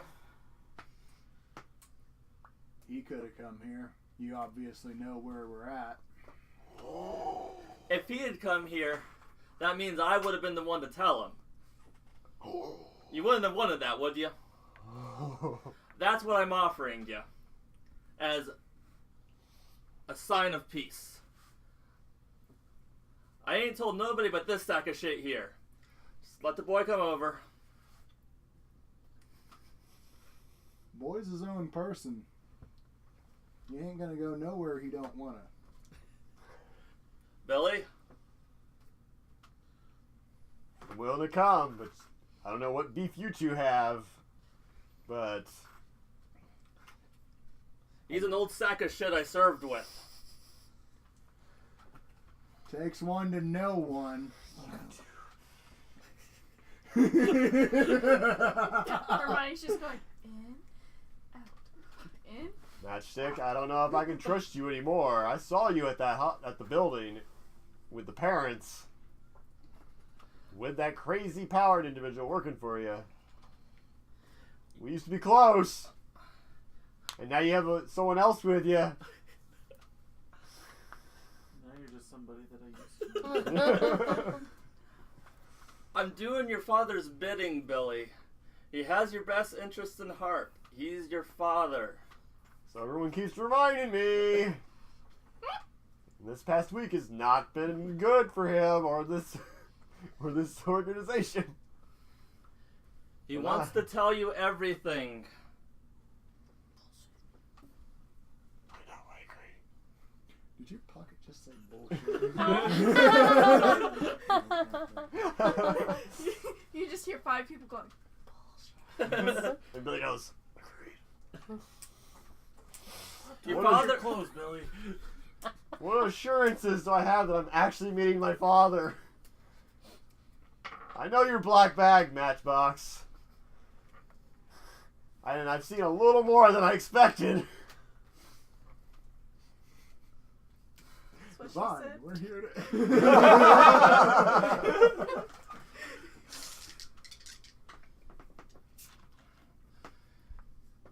It's time to bring you into the fold, Billy. It's time for you to learn everything. I've known about your powers for a long time. Your father's known about your powers for a long time. You've got big... Your shoes are going to be bigger than your father's. We want to get you on the right path. And he stopped shaking for a second. Wait, what? And that asshole standing next to you, all he's going to do is keep you from going down that path. And if I say so, considering the pills he took, it's a mite bit hypocritical of him to deny someone, in your case, a rather natural-born power, as opposed to the shit that we stole.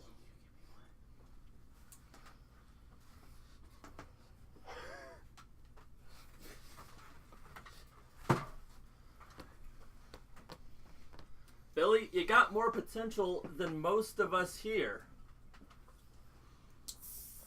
The pocket's gonna whisper, Billy, go with them. Let's see where this goes. Alright, I'll go with you.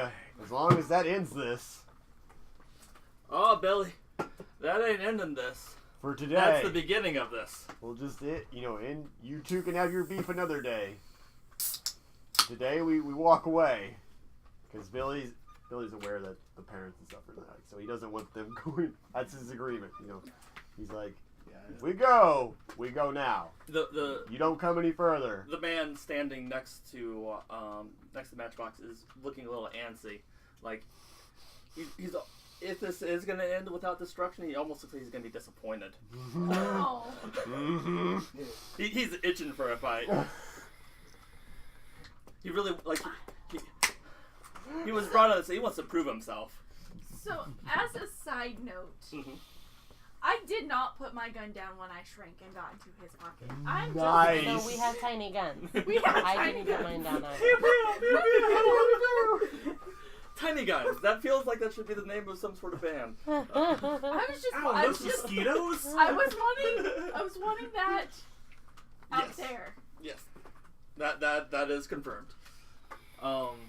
So So if you agree to let your guys' beef go for the day, I'll come with you. Billy, Otherwise, I don't want that sack of shit on my shoe if I don't have to put it down. He says in Shatner's general direction. If I had wanted to come down here with force, I would have done it 5 fucking years ago. I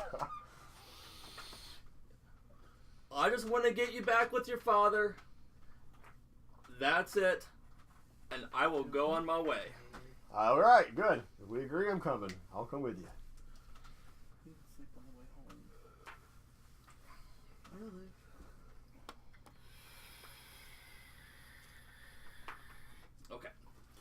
Okay, so you're Yeah. you're gonna start walking with everybody in your pocket. Yep. Okay. What's the last scene that we see with what's the last panel that we see with Shatner? See him still both hands on this enormous machine gun as Billy takes the long walk from safety of the compound to the unknown. Knowing his diffuser with One metagame question I have for Uncle Shatner. Is he confident enough that he could keep them safe, that he could interject and say, if you want to stay, you have a better chance here? Oh yeah. A meta question. Oh yeah. Alright, then if Uncle Shatner, because he hasn't tried to change Billy's mind. That's why I'm asking. It's Billy's decision. Okay. Alright. Alright. I had thought that the impression of power and security at the compound would be enough for Billy to know that if he wants to stay here, there isn't a force on Earth that can move him from it. He didn't quite understand that. Oh, Because he knows Matchbox. And he doesn't know Uncle Shatner as well. But he knows. Because Matchbox, he knows it. So that's all. Also, we don't know what the other dude's power is. We don't know, I know. all of besides his powers. levitation. Meta, I know. well, Wow. Shatner knows all of the main characters. Oh, yeah. Has them all up on his crazy conspiracy wall. That was established. So does Shatner know everything that the other guy, like all that his poweredness? The thing that Shatner knows is that the powered individual that's with Matchbox is incredibly powerful and is fucking scary as hell. Slight sociopathic bet. Yeah. He knows that the individual is capable of crushing buildings that normally no big deal. Crush all the buildings. But he's got like half a dozen civilians tucked away in one of those buildings. Mm-hmm. And if he doesn't have to take that risk, Okay.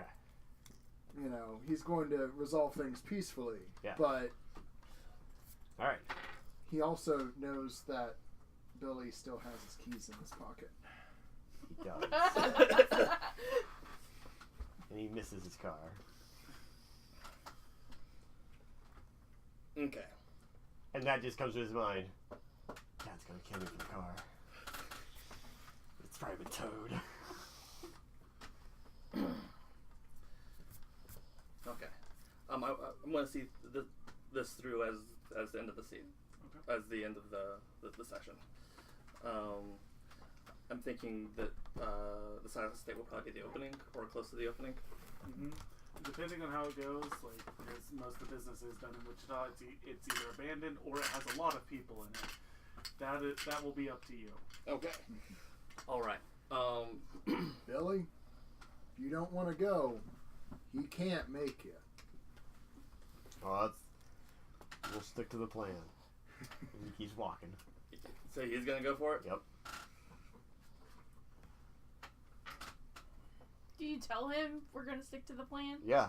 Okay. Don't use those exact words. Wait, the plan? What? There was a plan. What's the Well, plan? I'm gonna say that they were closer when he said it. Okay, he didn't project it. He's just like, we'll just stick to the plan. Uncle Shatner is trying to figure out what the fuck your plan Oh. was. Whoops! Like, he knows that you have the keys of the tracker. He doesn't necessarily know that you know that there's a tracker on it. He doesn't. He has no idea. His plan, Billy's plan was, hey, once I realize it's a trap, we're teleporting back to the compound. Okay. And if it's safe, friends. Matchbox, and the individual next to him points Billy to a car. Gets in, drives off. The last scene that we see, or last panel that we see, is Shatner with his gun watching the car drive off.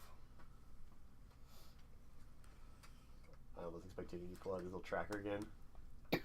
Well done, Billy. That is. Beep, boop, boop, beep. He knows where I live. Now I know where he lives.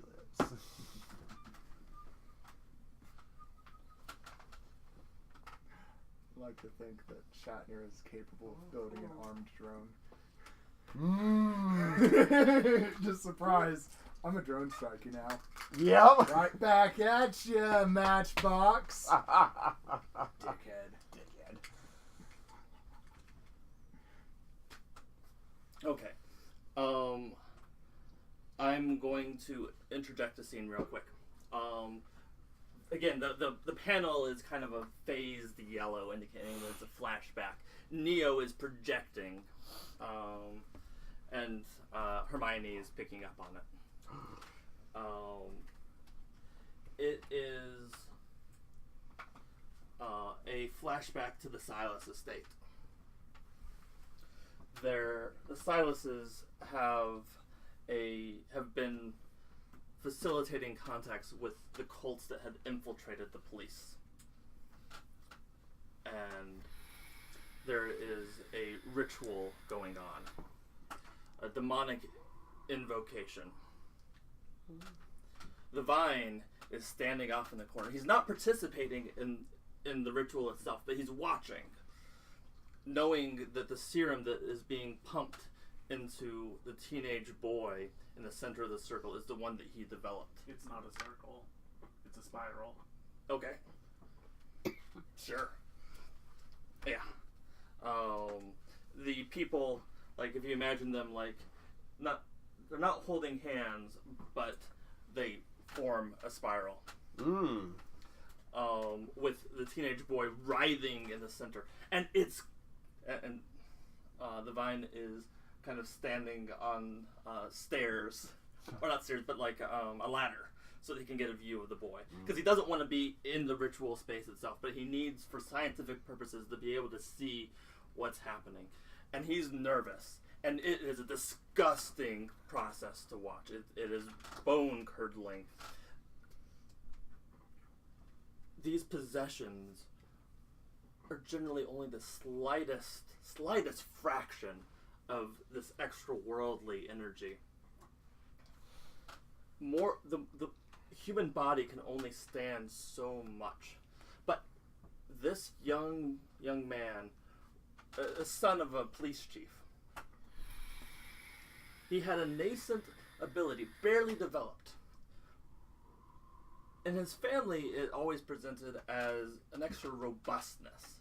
Like, they could take a gunshot and they would bounce back from it, when most people might be waylaid. That robustness was like extra healing. The serum that the Vine had been developed to push that and expand it, to exaggerate it to the point that to make it so that this young man could stand more of the possession than most humans would ever possibly be able to. So the Vine is watching as these spirits enter the young man's body, and he writhes in pain. Bones are like there's a sickening crack. noise as the sheer force of the possession snaps bones. He yells out in pain, and the vine is gritting his teeth and can barely watch.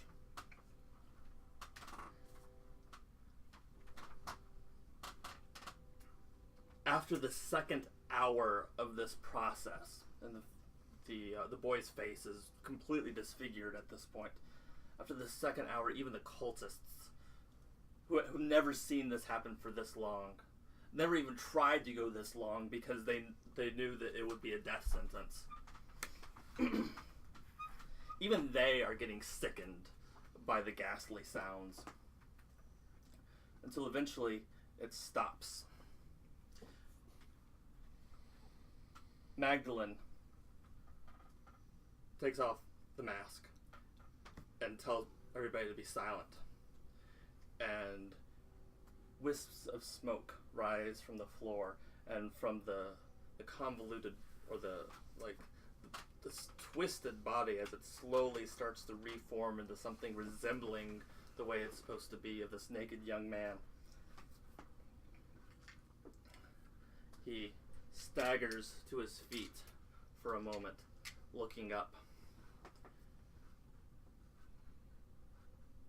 And his face just has this, it's like things are poking out of his face, under the skin. Not quite breaking the skin, but his face is just distorted. And he's got this smile. No! No! You said he was dead! This was a flashback. Oh. This is his origin. Oh, okay. That's his origin. I was like, no! We have to kill Jack again. God damn it, I want to kill Jack again. Okay, never mind. I'm cool. My bad. I disintegrated him once. Like, The vine looks out and sees this monstrosity standing there and swallows.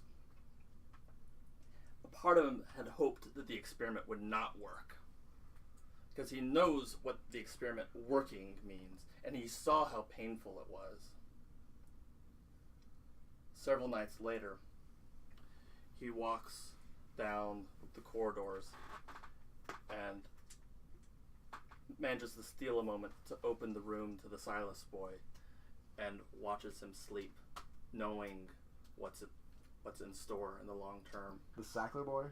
No, the Siler. Silas. Silas. Oh, Silas. The Silas. Not Billy. I was like, I'm oh, imagining, Yeah. and correct me if I'm wrong, by this point Donovan's been adopted. mm-hmm.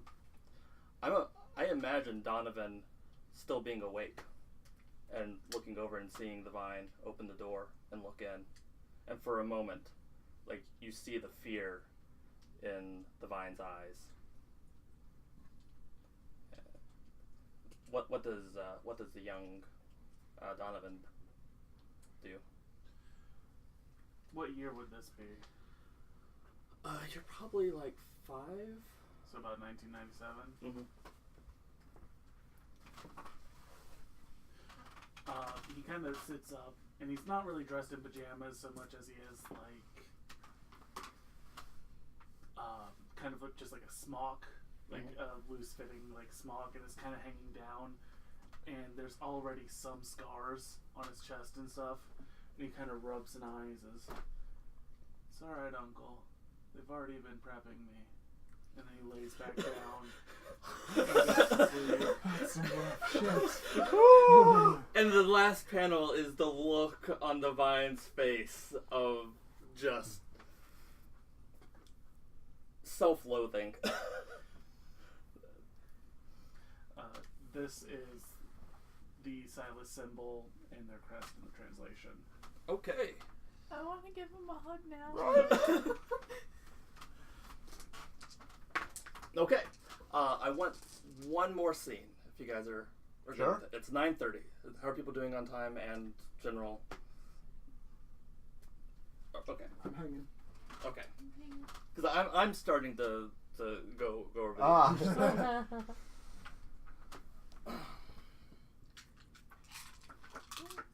mean to do that. Billy? And actually, both Billy and Mag are probably going to be there. Where would Mr. Matchbox genuinely is taking Billy to talk to Mr. Sackler. Mr. Sackler is planning on telling him everything. Where does this take place? Shoot. Does it take place in the basement at the South Main facility? Or does it take place in a penthouse? Or does it take place in an isolated grove? On the camp.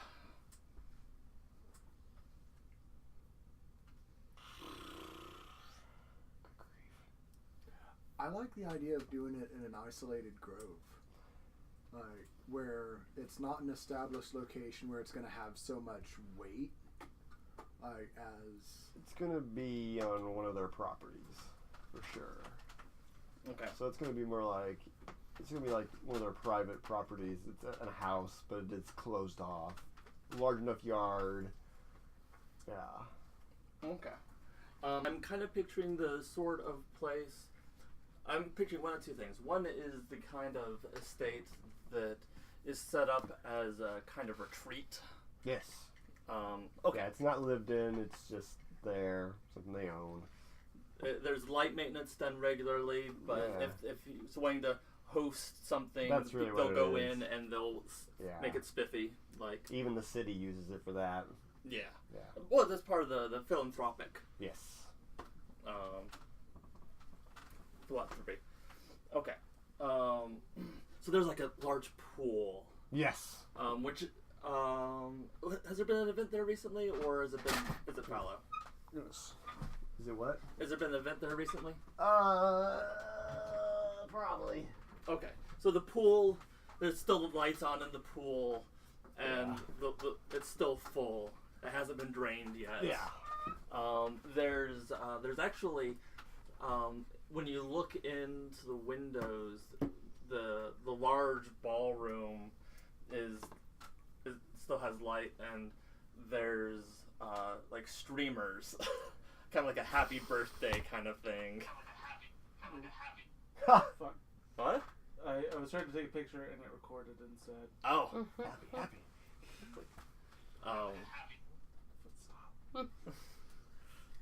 So, but there's a wooded grove not far from there. And the wooded grove actually has a series of sculptures, like a sculpture garden in the center of it, which always seemed a little bit weird. You could never quite place your finger on it. They were kind of like Greek figures, but not obvious references.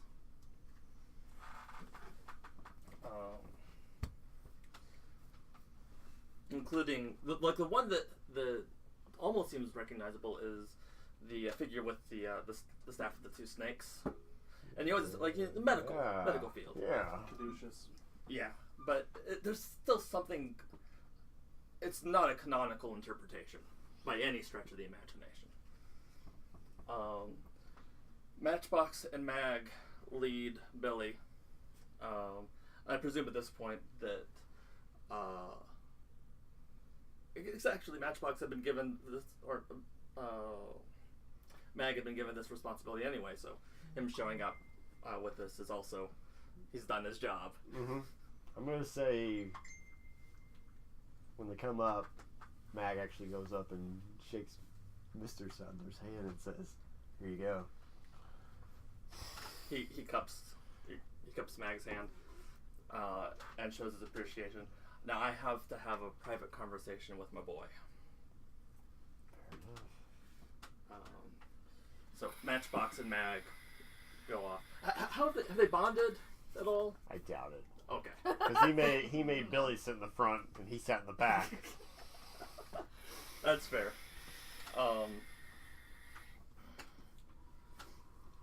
Matchbox gestures to, like, there's still stuff left over in the bar. If Mag wants some. If you're offering, yep, let's go. Well, I ain't paying, but neither are you. So. All right. I hear that. Let's go. Okay, so Billy is standing alone with Mr. Sackler in the moonlight in this just kind of off sculpture garden. The trees kind of billowing around. It's still a warm night. Like that cooling hasn't quite hit in, so the humid, damp, the heat that just drips off of you. Mr. Sackler, and all of the teens are there, like in the pocket. You guys can all hear this. Kind of lean like this a little bit. Yes, father. You're just leaning for like your chest. Father. Go ahead, tell me. First I of can all, see you doing that. You just, and then all of a sudden he just feels like, Give me something to stand on. First of all, I want you to know that I love you. Aww. Yeah, it's a moment. And Dad, I gotta interrupt you. I don't know what's going on, but things have gotten very crazy, and I think Matchbox is crazy. we're all crazy here. I knew Matchbox was into things, but did you hire a serial killer? And where'd you get the other one? How many of these people do you have? And how does everybody know about my powers? And I'm learning. So many questions. I've known about your powers for a very long time, and I've tried to respect the secrecy that you haven't told me. I haven't inserted myself. You've inserted yourself into the family business in ways you don't understand. So, I say this not in punishment, but because you've inserted yourself into the family affairs in this regard, I knew this time was coming anyway. It's time for you to know about the family business. Alright. It's time for you to know enough that as you go forward, the decisions that you make are going to be things that shape this family for a very long time.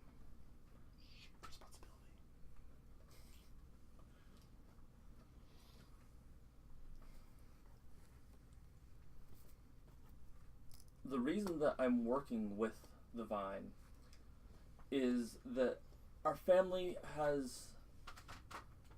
we have a history, son. You're not the only one in our family that's had powers, but you're the one that's had the most potential. Ooh. And my work with the Vine has been for the sole, or at least with the primary purpose, of being able to expand that potential. I want you to be the strongest and most powerful person leading our family forward in ways that I just don't have the potential to be.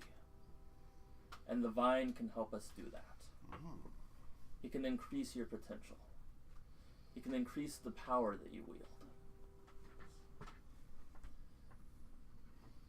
You know that we've always been a family of science, but that science is rooted in deeper mystical understandings of the world. These statues, these sculptures, these are figures from mythology that have been forgotten. These are figures whose names have largely, there is no English translation for them. They might be loosely interpreted through later civilizations. But these are powerful forces. Your powers come from them. And with the help of the Vine, we can increase your potential. We can make you a better host so that your powers are even greater. This is just the beginning, my boy. you're about to enter. You've known about city politics and legal politics and the business. You're about to enter a whole new set of politics, and I want you there by my side as the future of our company and as the future of our family.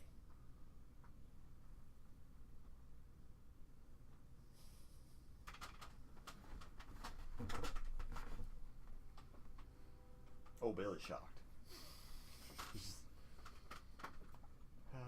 Information overload. What do we do next? How allied are we with the Vine? Only do so we need them? Only so far as the Vine is able to help us in our goals. He has a lot of know-how, though. We provide the resources to make his solutions possible. He provides the knowledge. For now, we need that knowledge. But if you're on board, we'll begin the preparations for the ritual. Oh, ritual. Oh. I don't like to have to explain that. It's not like I cut my hand and we shake and we're blood things. No. It's...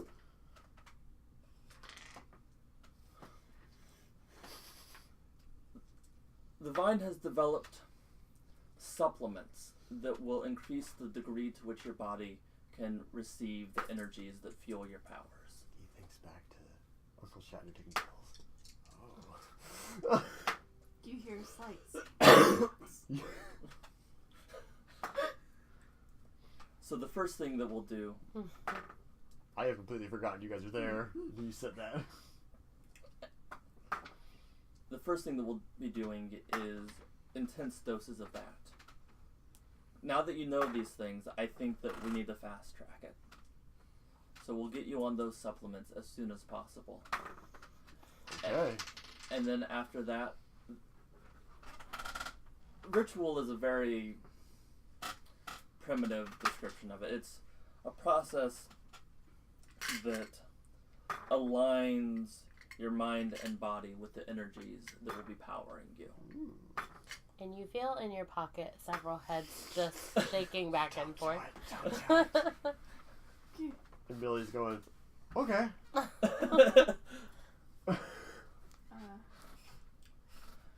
Your father reaches out his hand. Are you with me, son?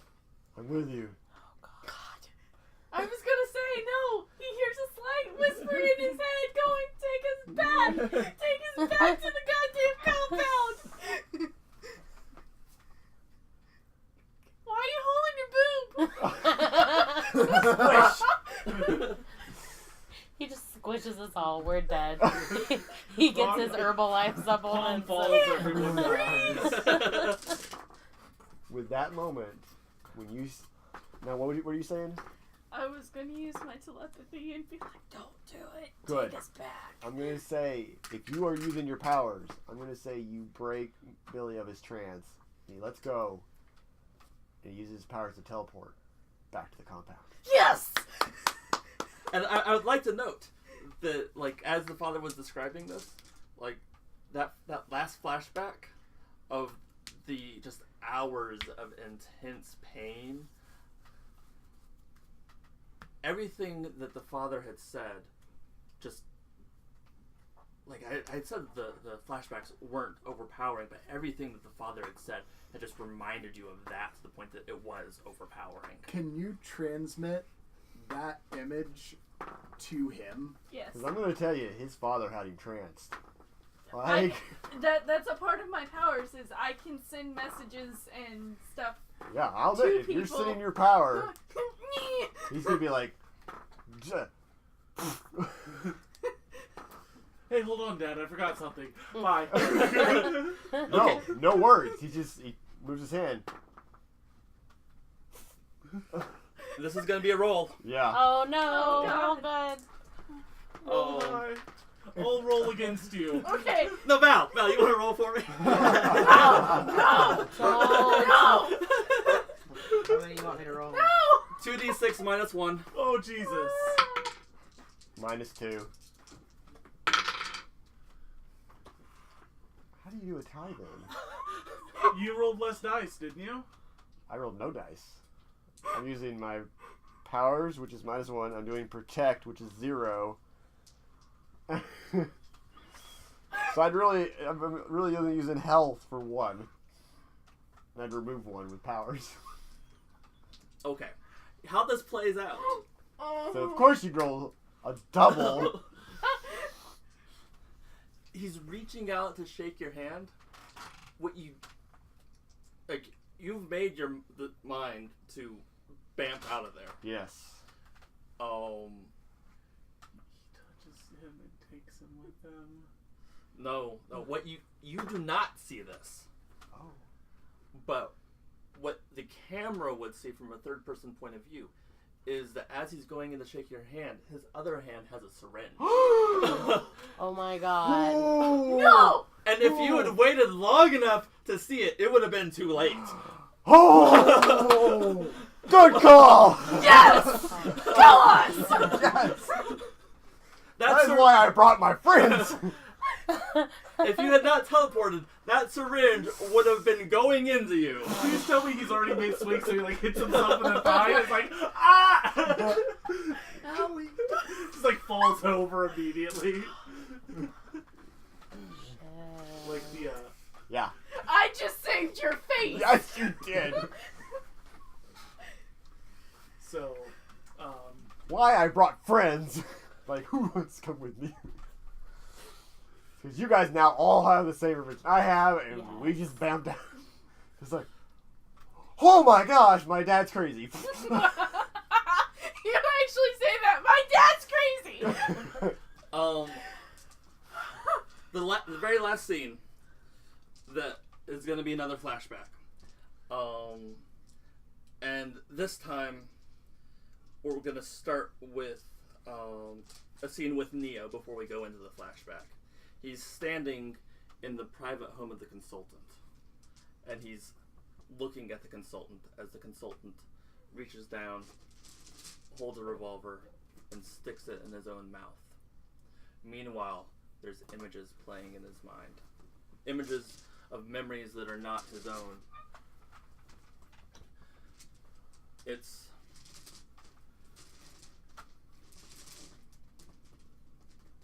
another ritual. It's another invocation. It's another extension of the Vine's experiments, wherein a young person who was part of a lineage associated with the cults has been transfused and their powers increased to the point of being able to hold way more energy than they should. And you're not going to see the end of this, but you know that something isn't right. It's the daughter, again, it's the police, like surprisingly large number of the police are involved with these. Oh. It's another person who is related to a cop. Why are you cops up in our business? In this flashback, Detective Briarfield is there waiting in the room for the young victim to come in. Briarfield was Mag's old police contact. that he killed violently. Maybe. Sergeant Williams is there too. Oh. The Angel cop. isn't, right? Angel's nowhere there, No. right? Cool. No. But the young victim had been told that this is going to be a graduation gift, to be told some of the family secrets. The door is opened. The cultists stand around. They're wearing their robes. It looks funny. They kind of just like Mason kind of thing. They don't have masks on yet. They there's like beers and like it's a celebratory kind of thing. And the young victim, like 18 years old, is not quite sure what to make of it exactly, but family secrets, people in robes, Beer. beer, I'm young, I live forever. Maybe this is, you know, kind of like a Freemason kind of thing. Yeah.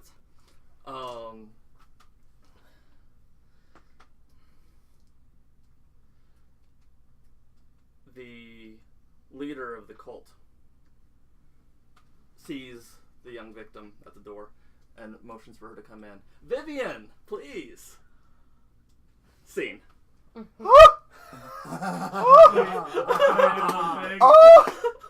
It's playing through the consultant's mind, right? Uh-huh. Vivian, scene, a single panel that says bang, and then a black panel. Not even a scene frame that says bang, just a red frame and a black frame. Even more abstract than that.